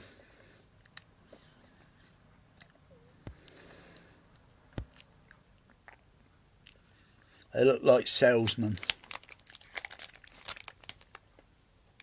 Especially there. And something else. I like to say it out loud. I just don't want to say it. I don't know. I don't know. I don't know. That's not Youth Man's room, is it? No.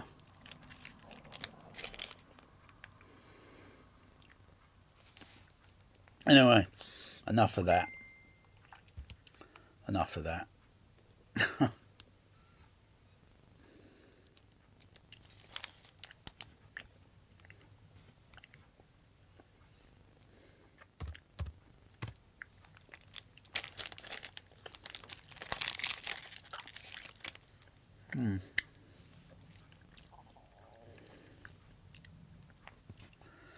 Getting poisoned by the Youth Man.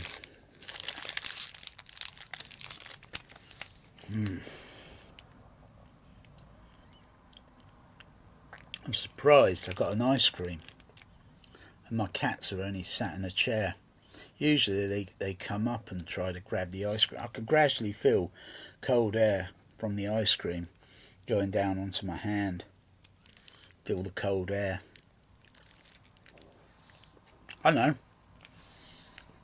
I'll get huge ice cream on the ceiling overhead ice cream, and it'll have cool air flowing down very slowly and then gradually melting and dripping and getting covered in ice cream, and my cats would be all over that. They like ice cream, I don't know why, but I was just thinking when taking a piss, because my afternoon medication, I think it's one of those water tablets. There's one in the morning, one in the afternoon, I think.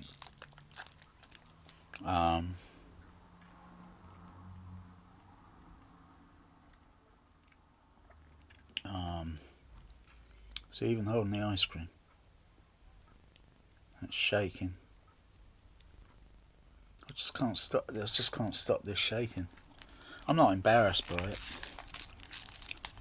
It does concern whether it's head injuries over the 3 head injuries, and it's done something. Otherwise I would think the other hypothesis would be my heart rhythm, but no, it's not. It's not to do with my afibrillation, because I looked at video way further back, and I could see in one of the videos I'm holding either my phone with my left hand, and the camera and the image is just going do like that. It's just shaking. So it's obviously occurred many years ago. I can't tell whether I would have to look at the video to see which year, and then go through my Facebook and see which year I had a head injury, and then to see whether there's a possible connection, that it's done some neural damage.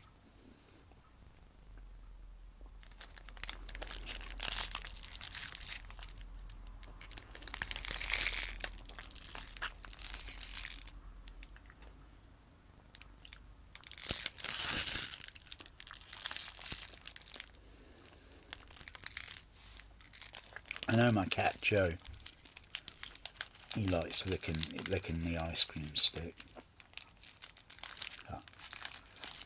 Not today. He doesn't seem interested. He's relaxing.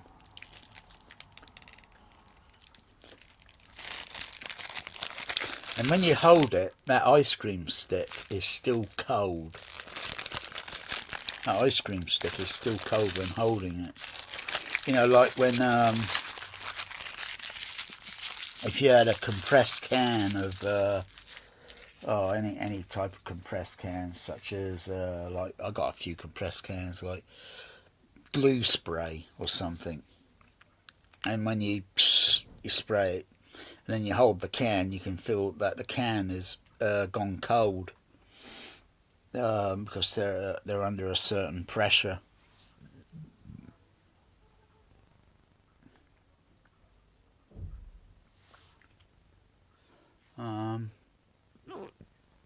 Yeah, got to think of physics and things. There might be a clue there, you know. There might be a clue for improving subwoofer. Oh, see, I've got to turn around now. I've got to lift my leg up and bend into it, and then I'm moving my muscles around in an awkward position where it feels like an earthquake.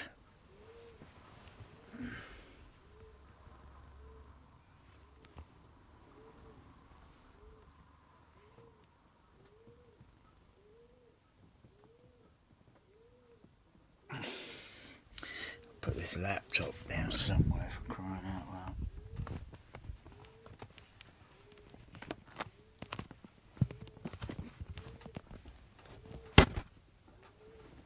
Alright, one.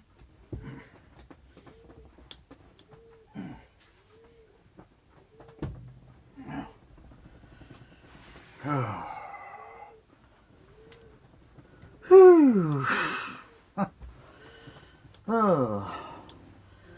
Ah. Almighty son of a bitch. Oh. Yeah, nothing stays stable on this bed. I think I should get one of those Japanese things where they just sleep on the floor, innit? Oh, God. Find something. Maybe I should have got a 100% freaking, what do you call it, memory foam. Oh.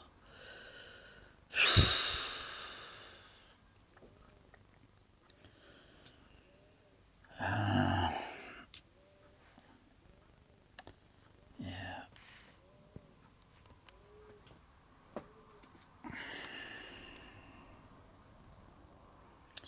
I can't tell which way.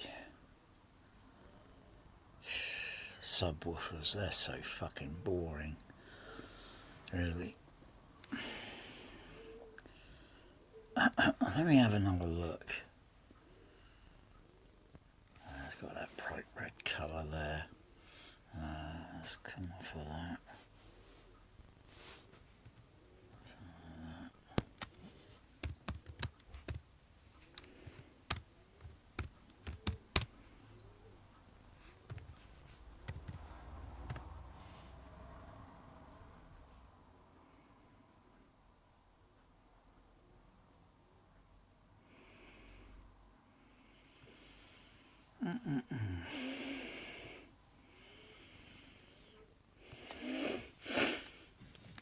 Okay, found. Oh, ow.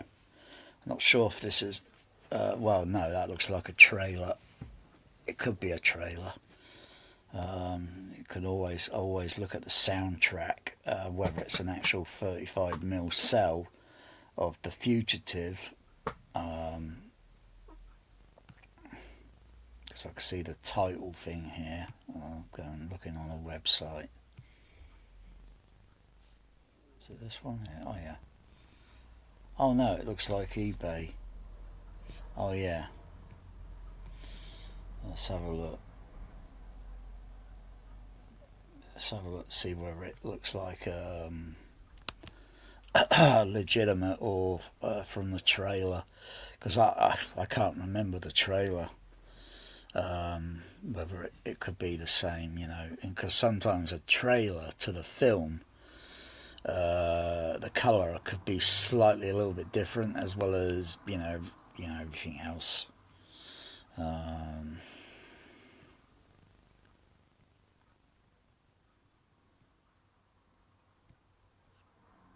is it video? No, it's just square. Where is it? Oh yeah, there.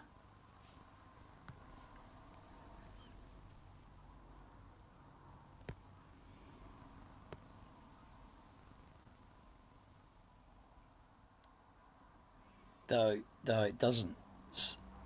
They could have had. I know there's not a digital track on there on the sprocket.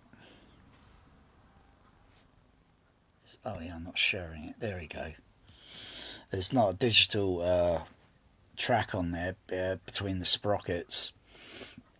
Yeah, it could be that they did 2 release prints, one SRD prints, the other maybe SR, just SR, or maybe A-type, I don't know. Does it look like a trailer? Does it look like a trailer to me, or an actual film print?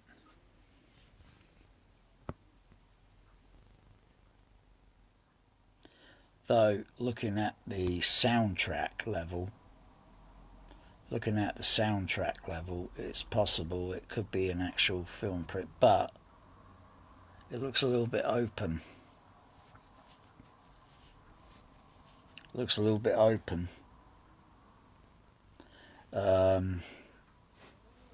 What I mean is open. It looks a little bit open matte, and if it were widescreen, it would have thick black bars or thick rack lines. And looking at it, it's got very thin rack line.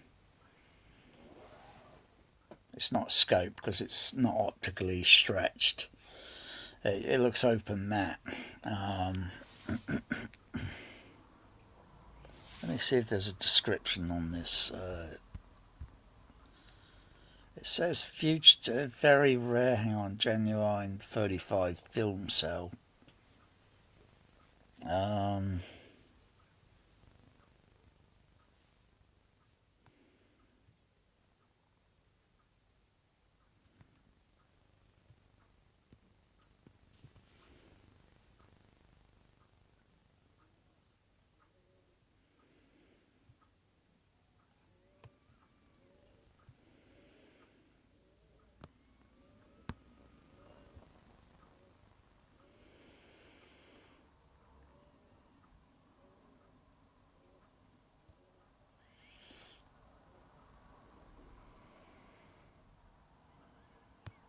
Let's have a look at the optical soundtrack.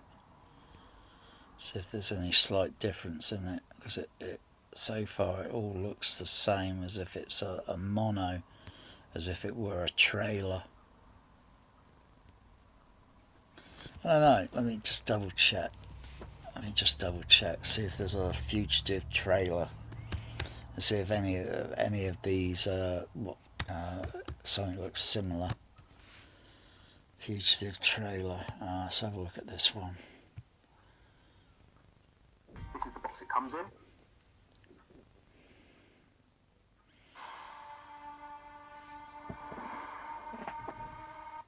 minutes. I killed my wife. He had a mechanic injuries. I didn't kill my wife. Go get him. I didn't kill my wife. I don't care. But 2 patrol cars on that bridge down there, 4 patrolmen have him glass this river. What are you out of your mind? He's dead. Know how to make him easy to catch. I'm not going to turn myself in. I need help.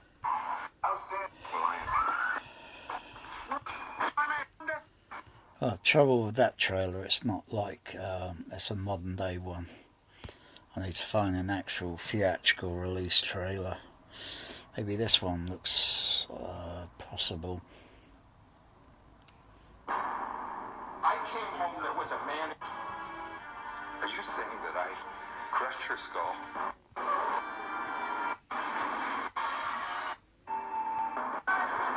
All right, ladies and gentlemen, but speak. every guest, us hen house, teen mom, doctor.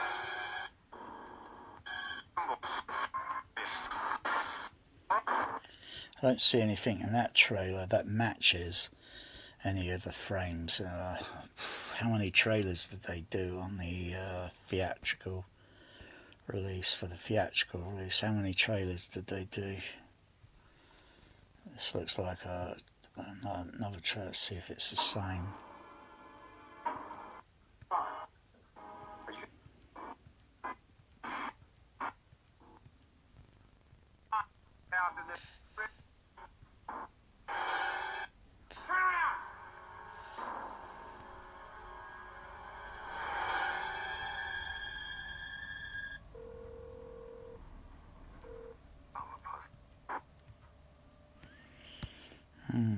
Official.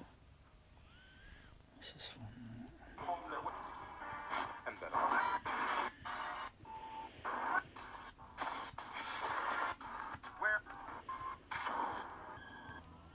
It's possible. It's likely possible. Yeah, all right. Come back to the to the Flea Bay.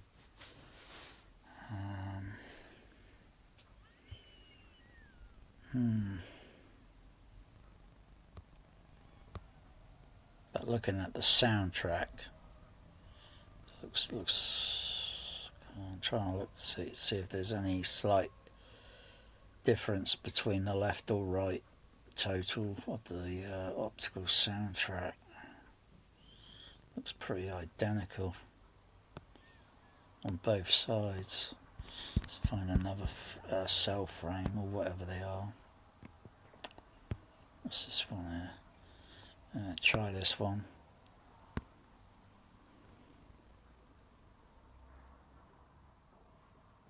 I don't see it. It looks like it doesn't look like a Wasset. It's difficult to say with the colour. That'd be a soft sound moment there, because the optical the SVA stereo variable area, yeah, and that one's loud. But hang on, wait a second. The scene in the movie, I think, would be. I think this is cut.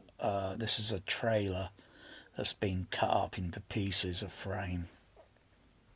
It's not the actual film itself. And look at this one. Yeah, it's mono. There doesn't seem to be a stereo difference in the optical soundtrack. And it would, if it was an actual, it would be, it would have a digital track between the sprocket. It's a trailer. Yeah, but the colour, that's still questionable.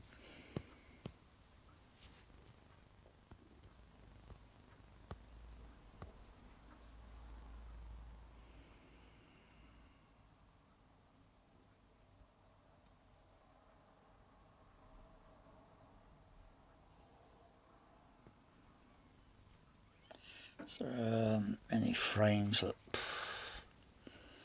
anything that looks let me go back to that and go through it again carefully.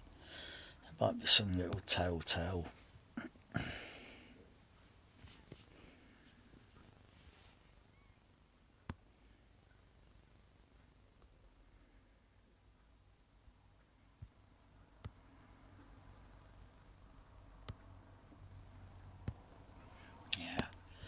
Even that bit there is in the trailer. That's used in the trailer and such. But because this, whoopsie.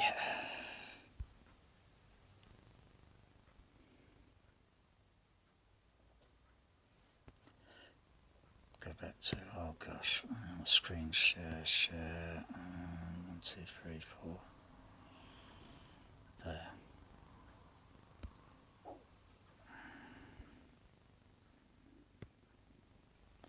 Because it's on a light box, you know, you're going to see a good colour. Now, does it look like that on the DVD, the Blu-ray, the second edition Blu-ray, and the crappy 4K? Does it look anything like that in the colour tone?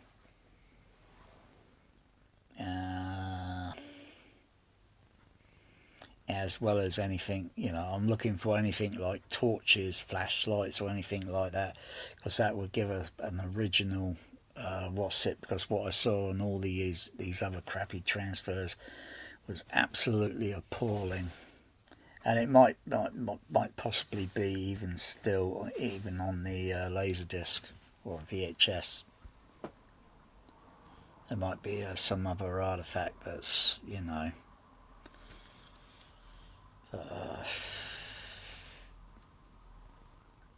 what about that one there?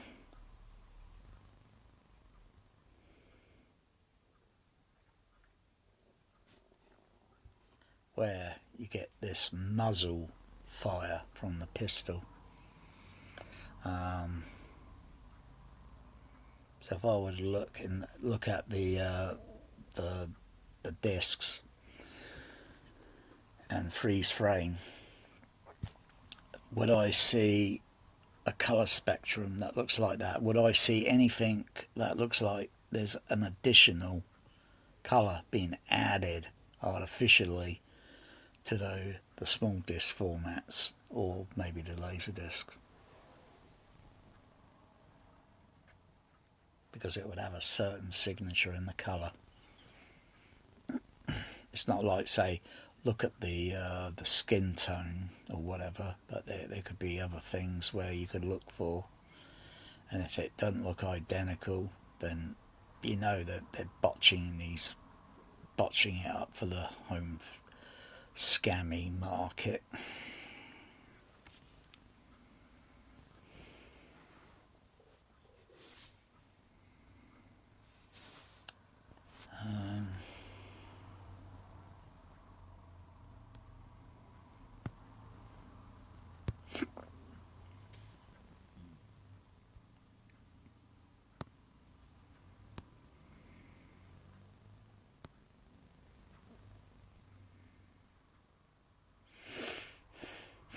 That shot there, this shot here particularly, where he turns around and he's facing, and the other character in the tunnel, it looks a little bit darkish.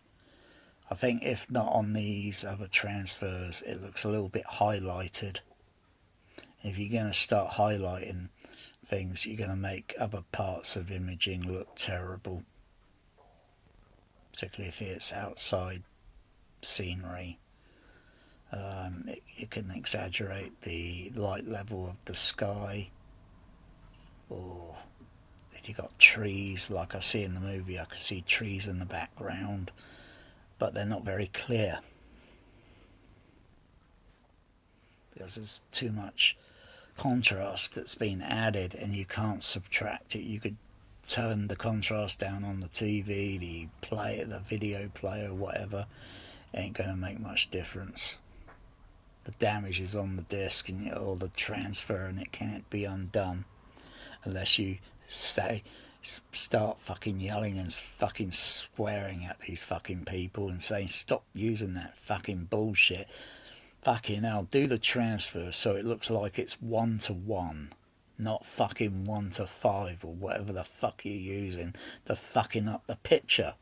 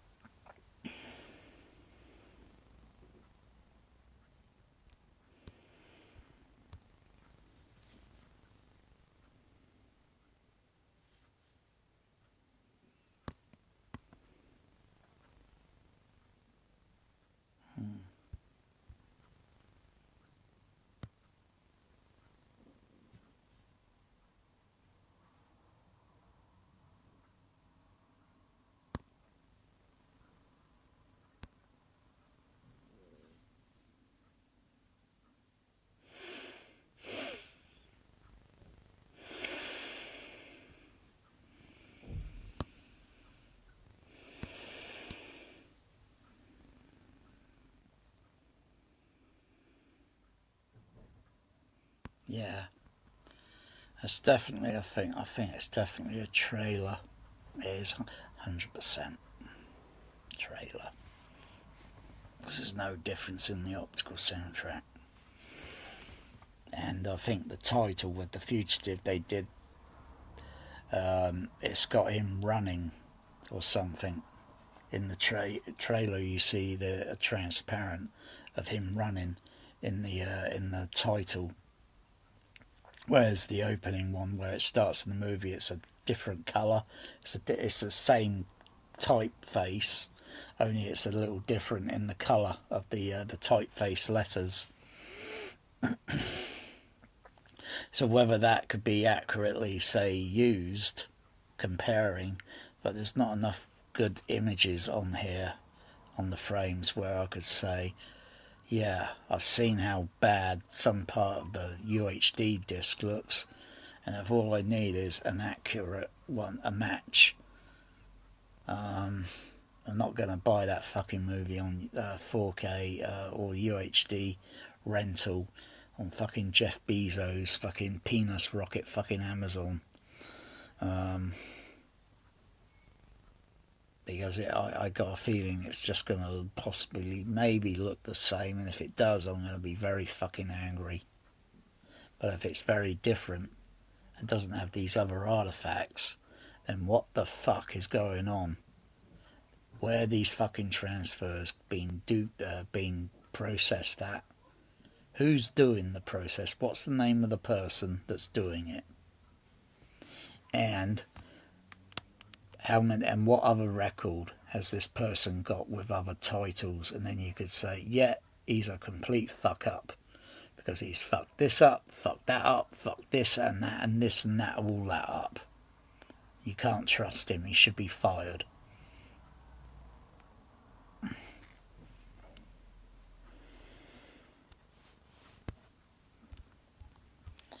But I can't find any other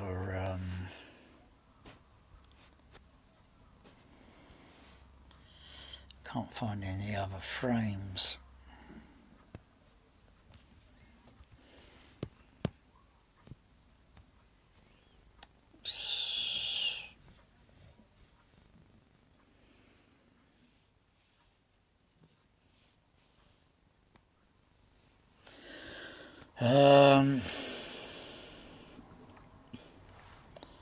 Let me have another look.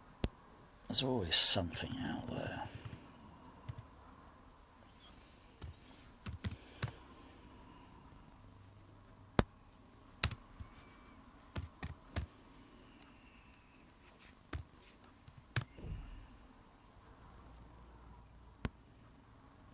Yeah, open map.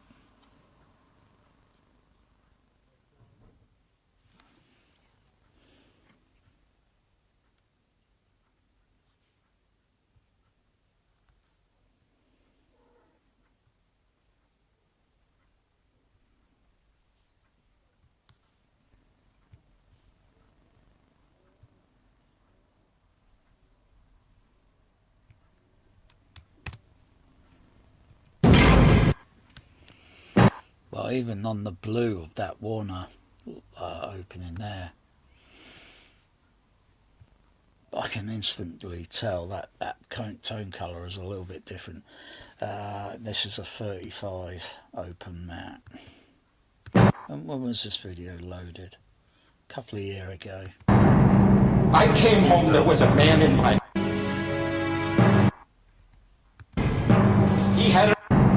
I came home, there was a man in my house. He had an artificial arm. Are you saying that I killed my wife? Are you I'll put it in 4K resolution. saying that I crushed her skull and that I shot her?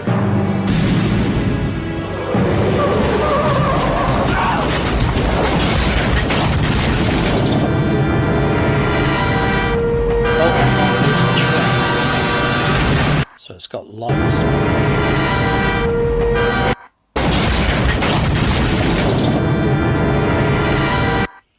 Even that bit there with the light on the train slightly in the background coming forward, The tone on it looks. I'd have to look at the crappy discs again, but that tone looks a little bit better.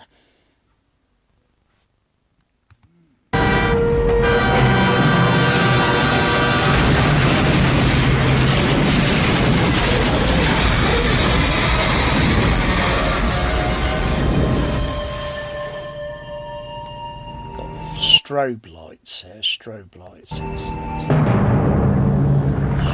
lights.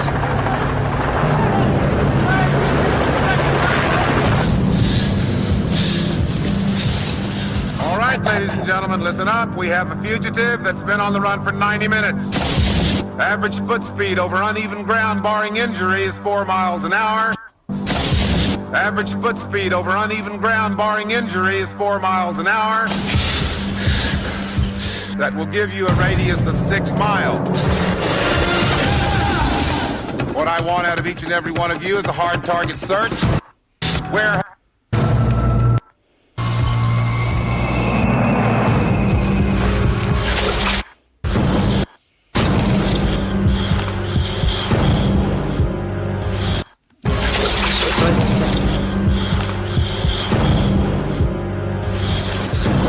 your fugitive's name is Dr. Richard Kimball.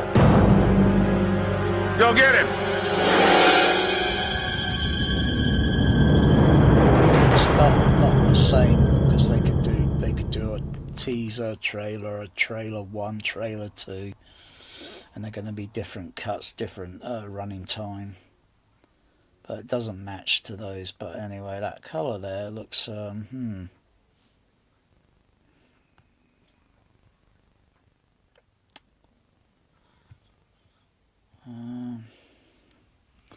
shame on Warner Brothers when they do these fuck-ups.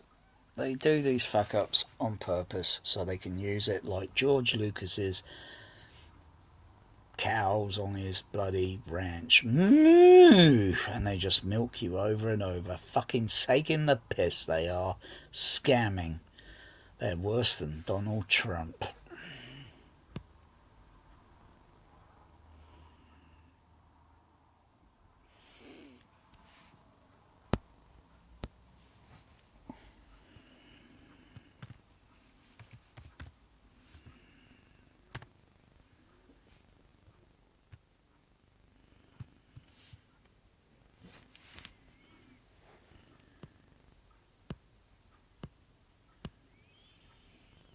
There's nowhere else I can find. Well, where's this one?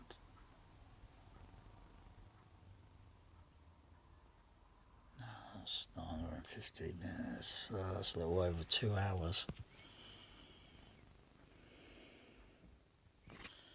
What is this?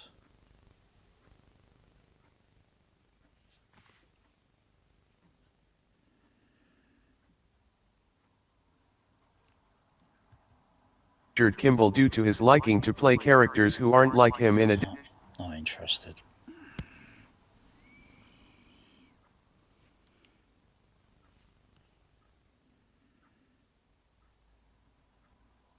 Well, doesn't look like.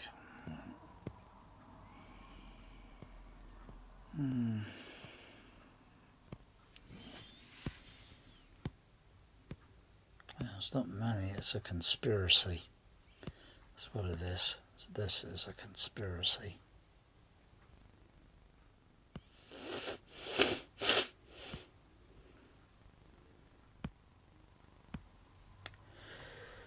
Just looking to see if there are any other video out there usually. Oh, hang on. Try Daily Motion. See if there's anything there.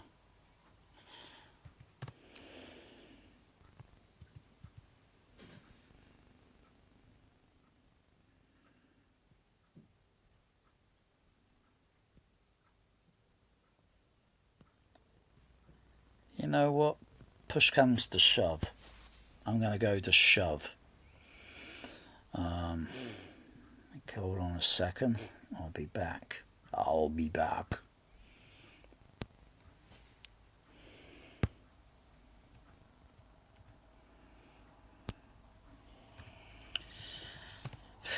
forcing me into this fucking position, you fucking cocksuckers at fucking Warner Brothers.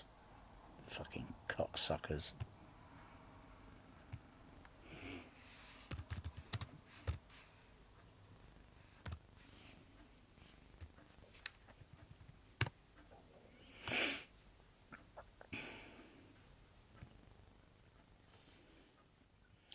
Alright, 3.49, fuck's sakes. That's like fucking going to, oh fucking hell, rental VHS tape was about £1.50 for a one night, 24 hour. And a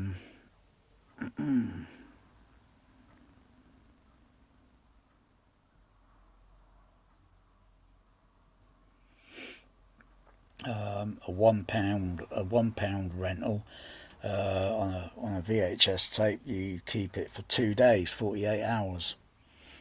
Okay,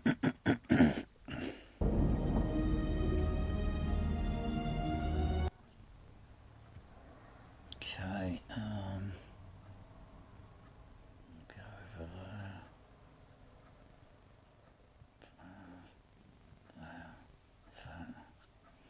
1, 2, 3, 4, 5.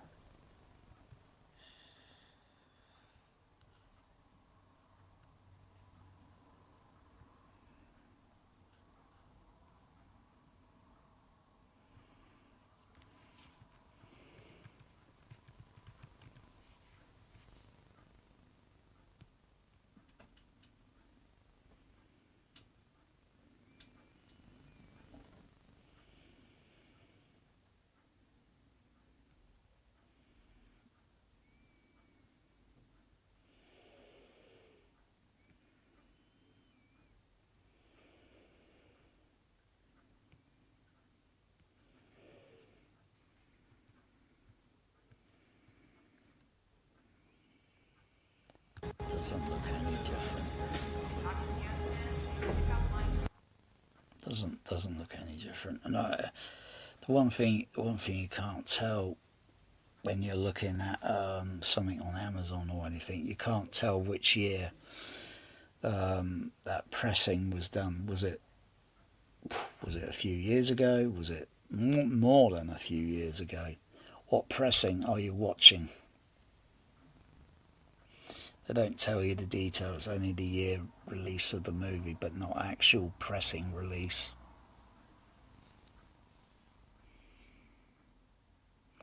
I can tell by looking at the, I'll go to another frame, shot in the movie. I don't need to watch this all because I'm not going to watch it on the fucking laptop, on a fucking laptop.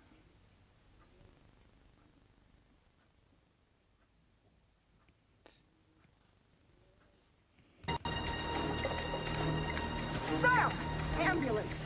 Just spotted 2 miles west of It looks a bit hyper. It looks a little bit hyper. Doverville, heading North State Highway 53. Running out of map.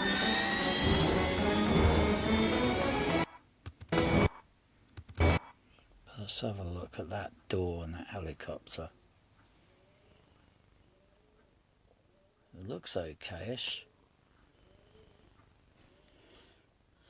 Yeah, the door on this helicopter looks okay-ish. Whereas on the UHD, it had all these flickers of colour moving around the paint, the metal paint frame colouring, not the windows on the helicopter, just the metal door frame. And it just was looked like George Lucas had been fucking around with American graffiti spray paint. It looked fucking awful. But on this one,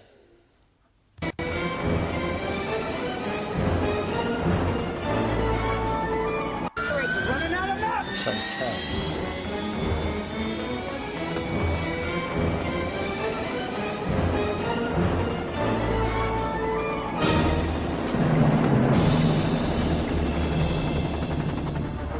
Get your maps out, Renfro. Check, sound check. Renfro, get your map.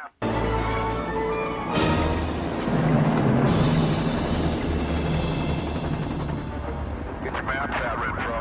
Check, sound check. Renfro, get your maps out.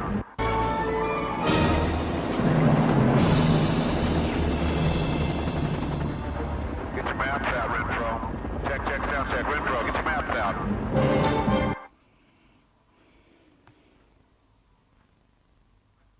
Let's have a look at the scene where he's in the sewer pipe, the sewer drain. Look at the flashlights. Gotta go.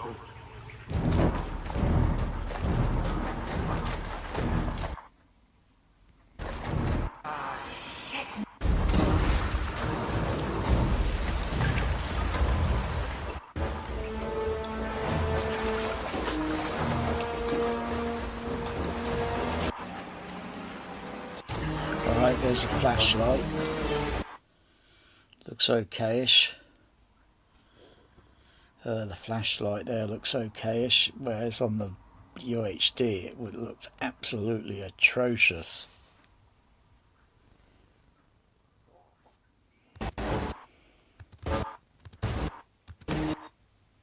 Although right there in the frame, when the flashlight comes a little bit close to, like it's looking direct at the camera, as well as the when you're doing the video telesyn or such, it's going direct, and so the light frequency color, it goes up slightly, and I can see a little bit of artificial color in that flashlight. It's not perfect, it's not film. It is film, but it's not 100% transparent. It's a little bit out because there's a third color that's slipping into the process, where there should only be two colors.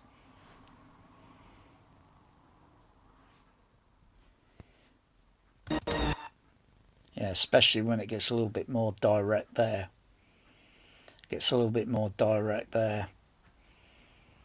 There's just a little bit too much fudging on the transfer, but it didn't have that other issue on the yeah.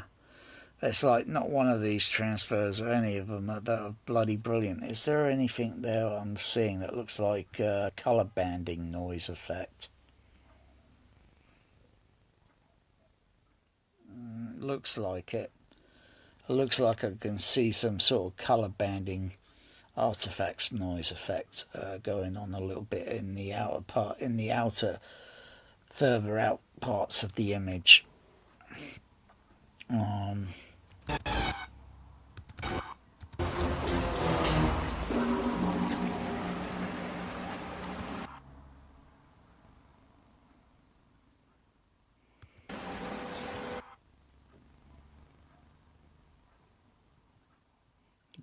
Looks so kind of okayish there. There'll be a bit of mist or such in this set piece or such there, because I can see the beam going through the scenery.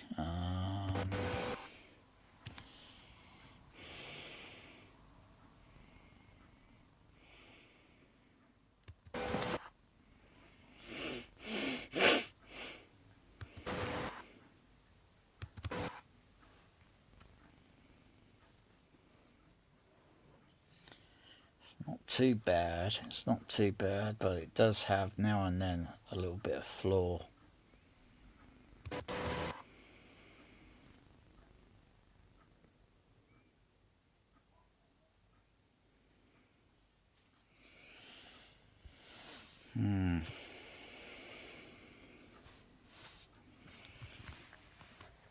So it's like, do I buy and you don't own it? Do I buy a UHD off of what's it? But I don't like the scrolling. It's very laggy on the Panasonic. It's slow, whereas on the laptop I can go through it a lot quicker. So it's very laggy and slow if you do visual search. And I'm surprised they don't put the chapters on the streaming, so that they are exactly same as the discs, the chapters.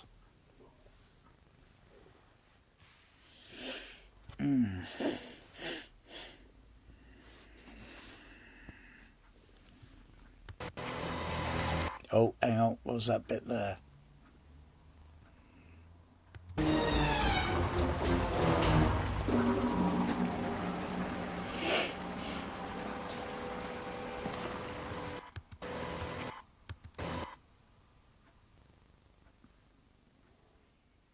Yeah, it's going a little bit scion in that position. That's not how it should be. You wouldn't see that colour with the natural colour, with the natural eye in using electronic torch. That wouldn't be LED torch back then. It would be just a typical different type of torch. But you can see right in the middle, you can see a greeny cyan, disgusting colour. That shouldn't exist in the image. It wouldn't be there on the actual film print, because it's going through a video processing and someone's messing it up or not correcting it so it doesn't register. I've seen other transfers of movies where where a torch may come pretty near to view and it doesn't have those issues. And they're movies that are not exactly overrated. They're underrated. This movie is completely overrated and it's got a terrible colour on the transfer. Yeah, I wouldn't be surprised if I see that on the Laserdisc when it arrives. I wouldn't be surprised. And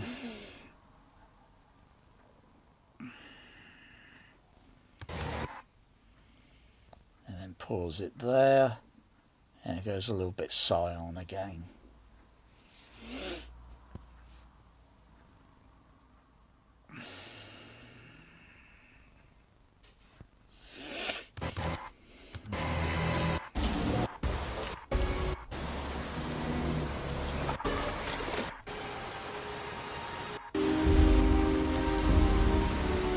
Forget that Velcro sound.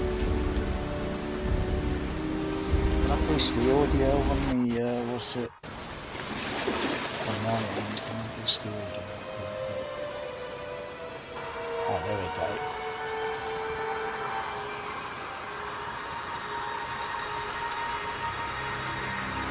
I didn't kill my wife! I don't care!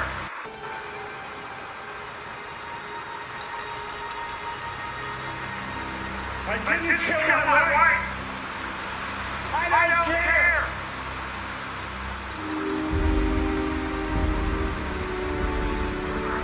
I didn't kill my wife! I don't care!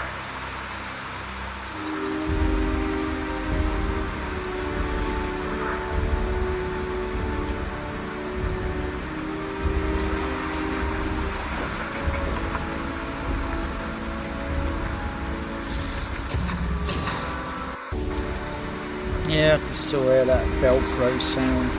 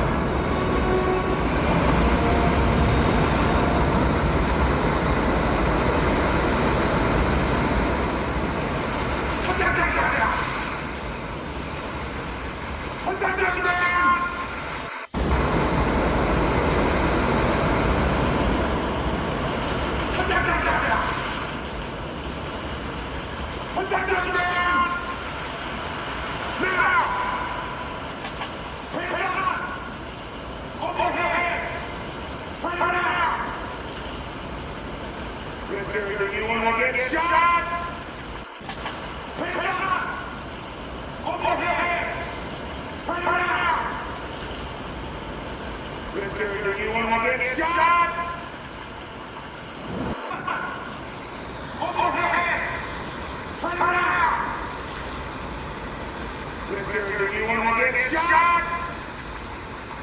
It's up! Overhead! Turn around! Richard, do you want to get shot? Hands up! Overhead! Turn around! Richard, do you want to get shot? Hands up! Overhead! Turn around! Richard, do you want to get shot? I must have ears like an eagle. I got good perspection of sound. Because where I was holding it there and then moving it up closer, where the stereo spread of the sound of the what would be mixed on left and right, and then difference in the center or the phantom or the center channel, which we, but it's center phantom on the laptop. It's, you know, it's a matrix stereo signal, it's a stereo. But well, like when he says, "Do you want to get shot?" and when I have it back a little back there, the frequency response of the in that range, which would be below the 1 kilohertz range, going down, it could be 800, 400, or maybe 500 hertz. The laptop would go down to probably about maybe 200, maybe 180 hertz or something. It won't go down low, super low, because the speakers are physically too small. But then when I move it a little bit closer, when he said, "Do you want to get shot?" the frequency response slightly changed. I had a little bit more like that. When I had the laptop a little bit further back, I had a little bit more that in the "Do you want to get shot?" and then going and putting the laptop a little bit closer to me, the speakers, because they're underneath the laptop, then it sort of went down slightly due to the wavelength of the sound.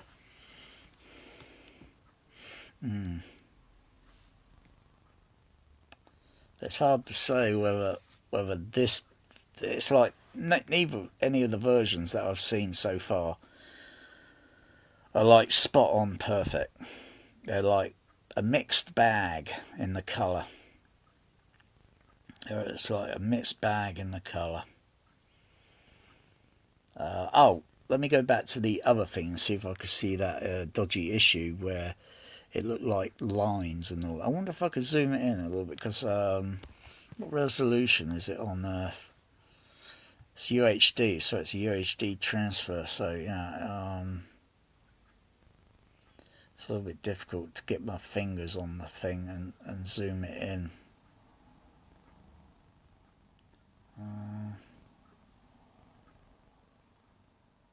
Oh yeah, let's put it here.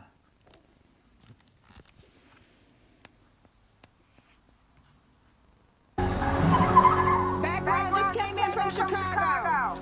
First degree murder and the killing of his wife. Pleaded innocent.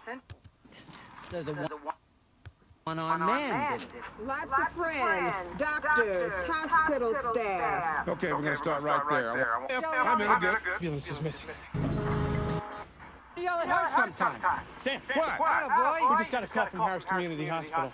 The wounded guard swears he saw Kimball right outside the emergency room. Well, that's hot. And an ambulance is missing.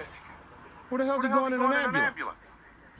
Got a call from... You call Judge Ruth and you tell him I want a whole bunch of phone taps. This issue, because this would be, you know, different. What's it? I can't put my fingers on and zoom the image up a little bit larger. How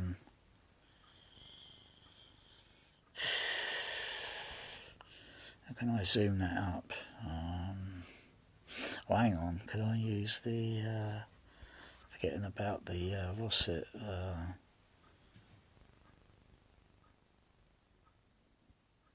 No, that's not zooming the image. That's zooming the text up. Hang on. Hang on. Let me see. Hang on, hold on a second. It's always somewhere so I can zoom this up. But it's not like I can see any issue with the circular frame on those glasses. They don't appear to have any of that other Blu-ray issue where it was all stepping. No, it looks okay. It looks okay. What about that Cobra? What about the Cobra? Call him up later and tell him on who, if I'm in a good there. I want phone. Killing of his What we got? What we got? pleaded innocent. Whoa, you never got out of He's got a call from her. You call Judge Rubin. Lots of friends. Somebody that make Yeah, I don't know if I could zoom that up, but the Cobra CB radio on the table there.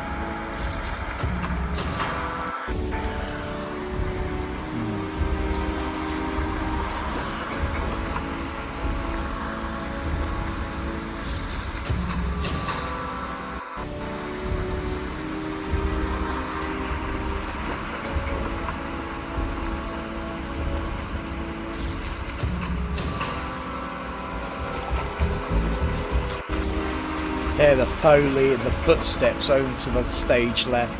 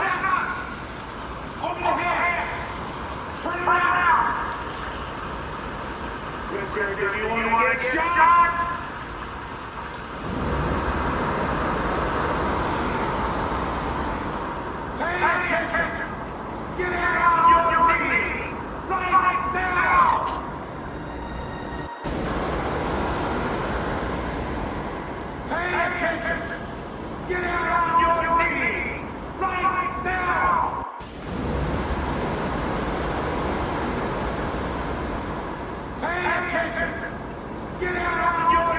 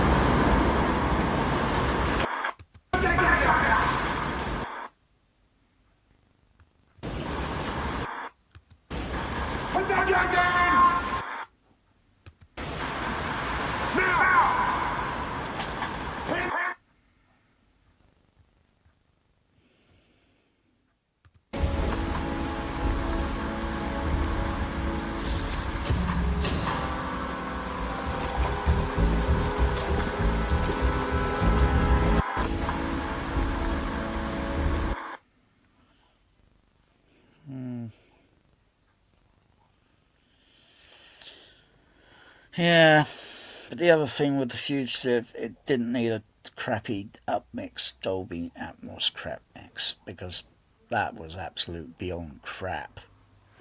Seriously.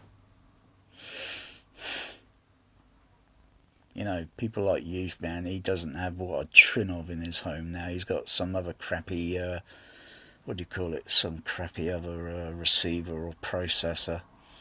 You know, and most of these, like I say, I'm just going to boneheads with home theatres with their Trinovs and that. They don't have those Trinovs set up correctly.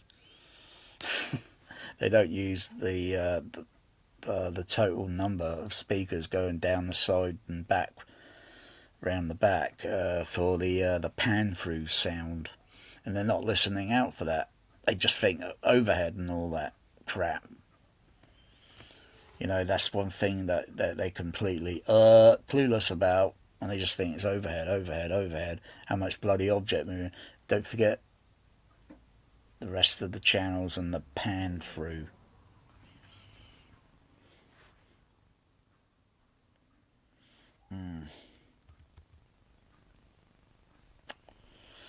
Yeah. Politics, isn't it? But it should all be, you know, it's like say, like, what do you call it, that mini DSP Dolby Atmos for crap, you know. Oh yeah, everyone's jumping on, oh yeah, because it's 16 channel, but it's only, you can't assign it. All the outputs on that processor are like left, center, blah blah da da da, but I don't think you can assign it and swap channels around and so forth. And I don't think it's lacking the pan through, or at least you're not going to really notice it. So if you've got an array of speakers going down the sidewall, like 1, 2, 3, 4, 5, or whatever, depending on the size of the speaker, the size of the room, or the size of the room versus use a smaller bookshelf monitors, like if say popular ones can JBL Control 1, and just use those and make an array. So you think you're waiting for a mix that's going to have the pan through. It's like it should be mandatory in all the mixing, but it's not. It's not mandatory on this crappy UHD 4K of the crappy Fugitive. It's not mandatory. They don't use pan through on it. They just use 2 speakers on the side wall and 2 on the back wall. What a waste of fucking time. That sounds like a crappy layout for crappy home theatre, rather than doing it the proper professional way, like maybe 6 or 8 speakers on the back wall, and could be anywhere like 5 or 6 or maybe 8 on the side walls. So yeah, it doesn't do that, and of course the numbers will soon get used up on a 32 channel. You got to design it carefully.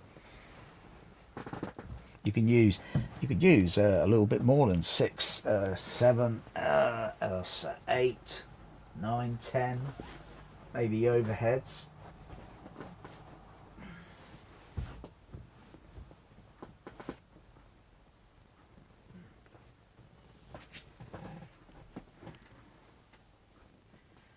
Oh.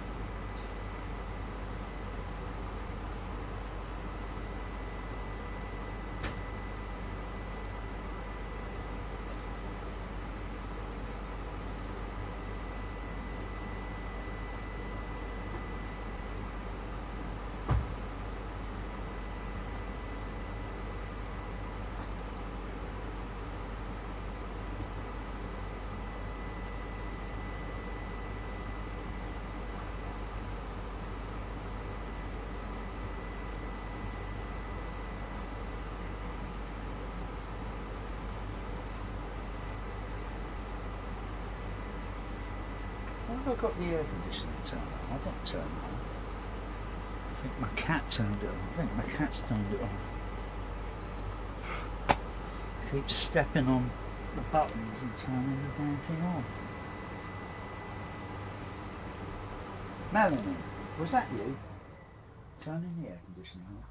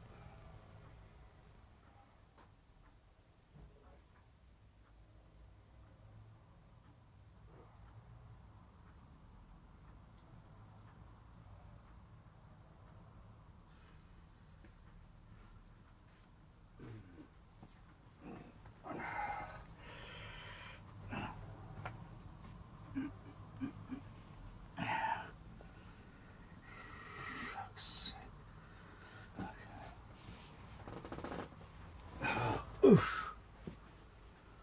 Oh.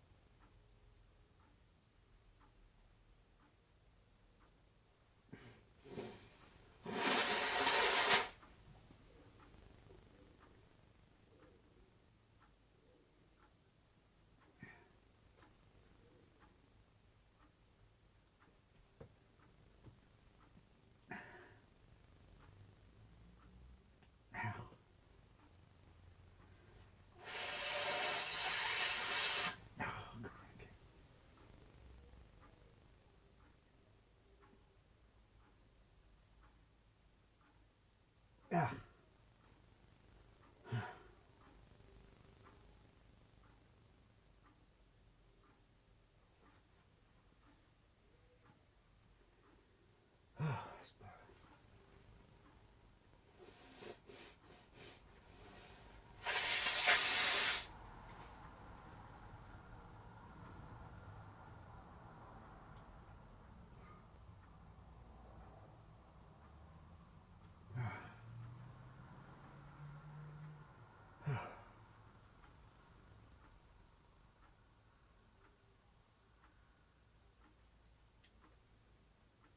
Oh, boy.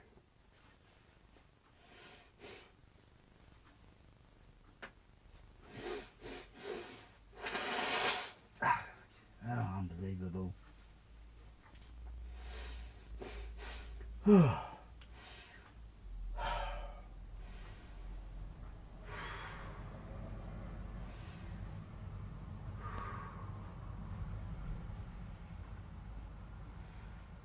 Unbelievable. Every fucking time. Fucking how many years now? I've lost count. 27 years, 28 years.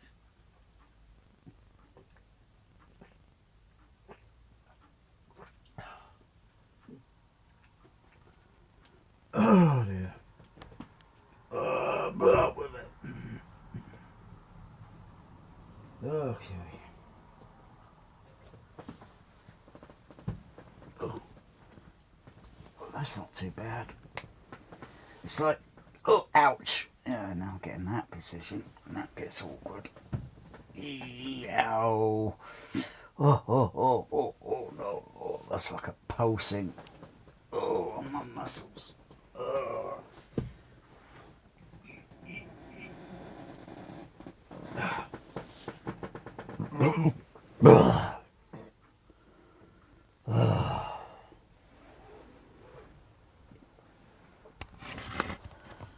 See, this is the real home theatre. You don't get this on any of the other bullshitting Youth Man and Shane Lee. You don't get that sort of quality. Especially they can't even do a fucking goddamn rent for bloody 4 hours or 10 hours. God, I break the record. I do. I really do. Unless they could break my record. I'm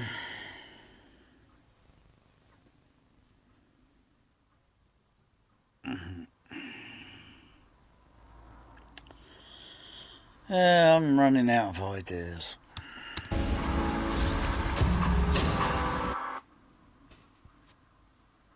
I'm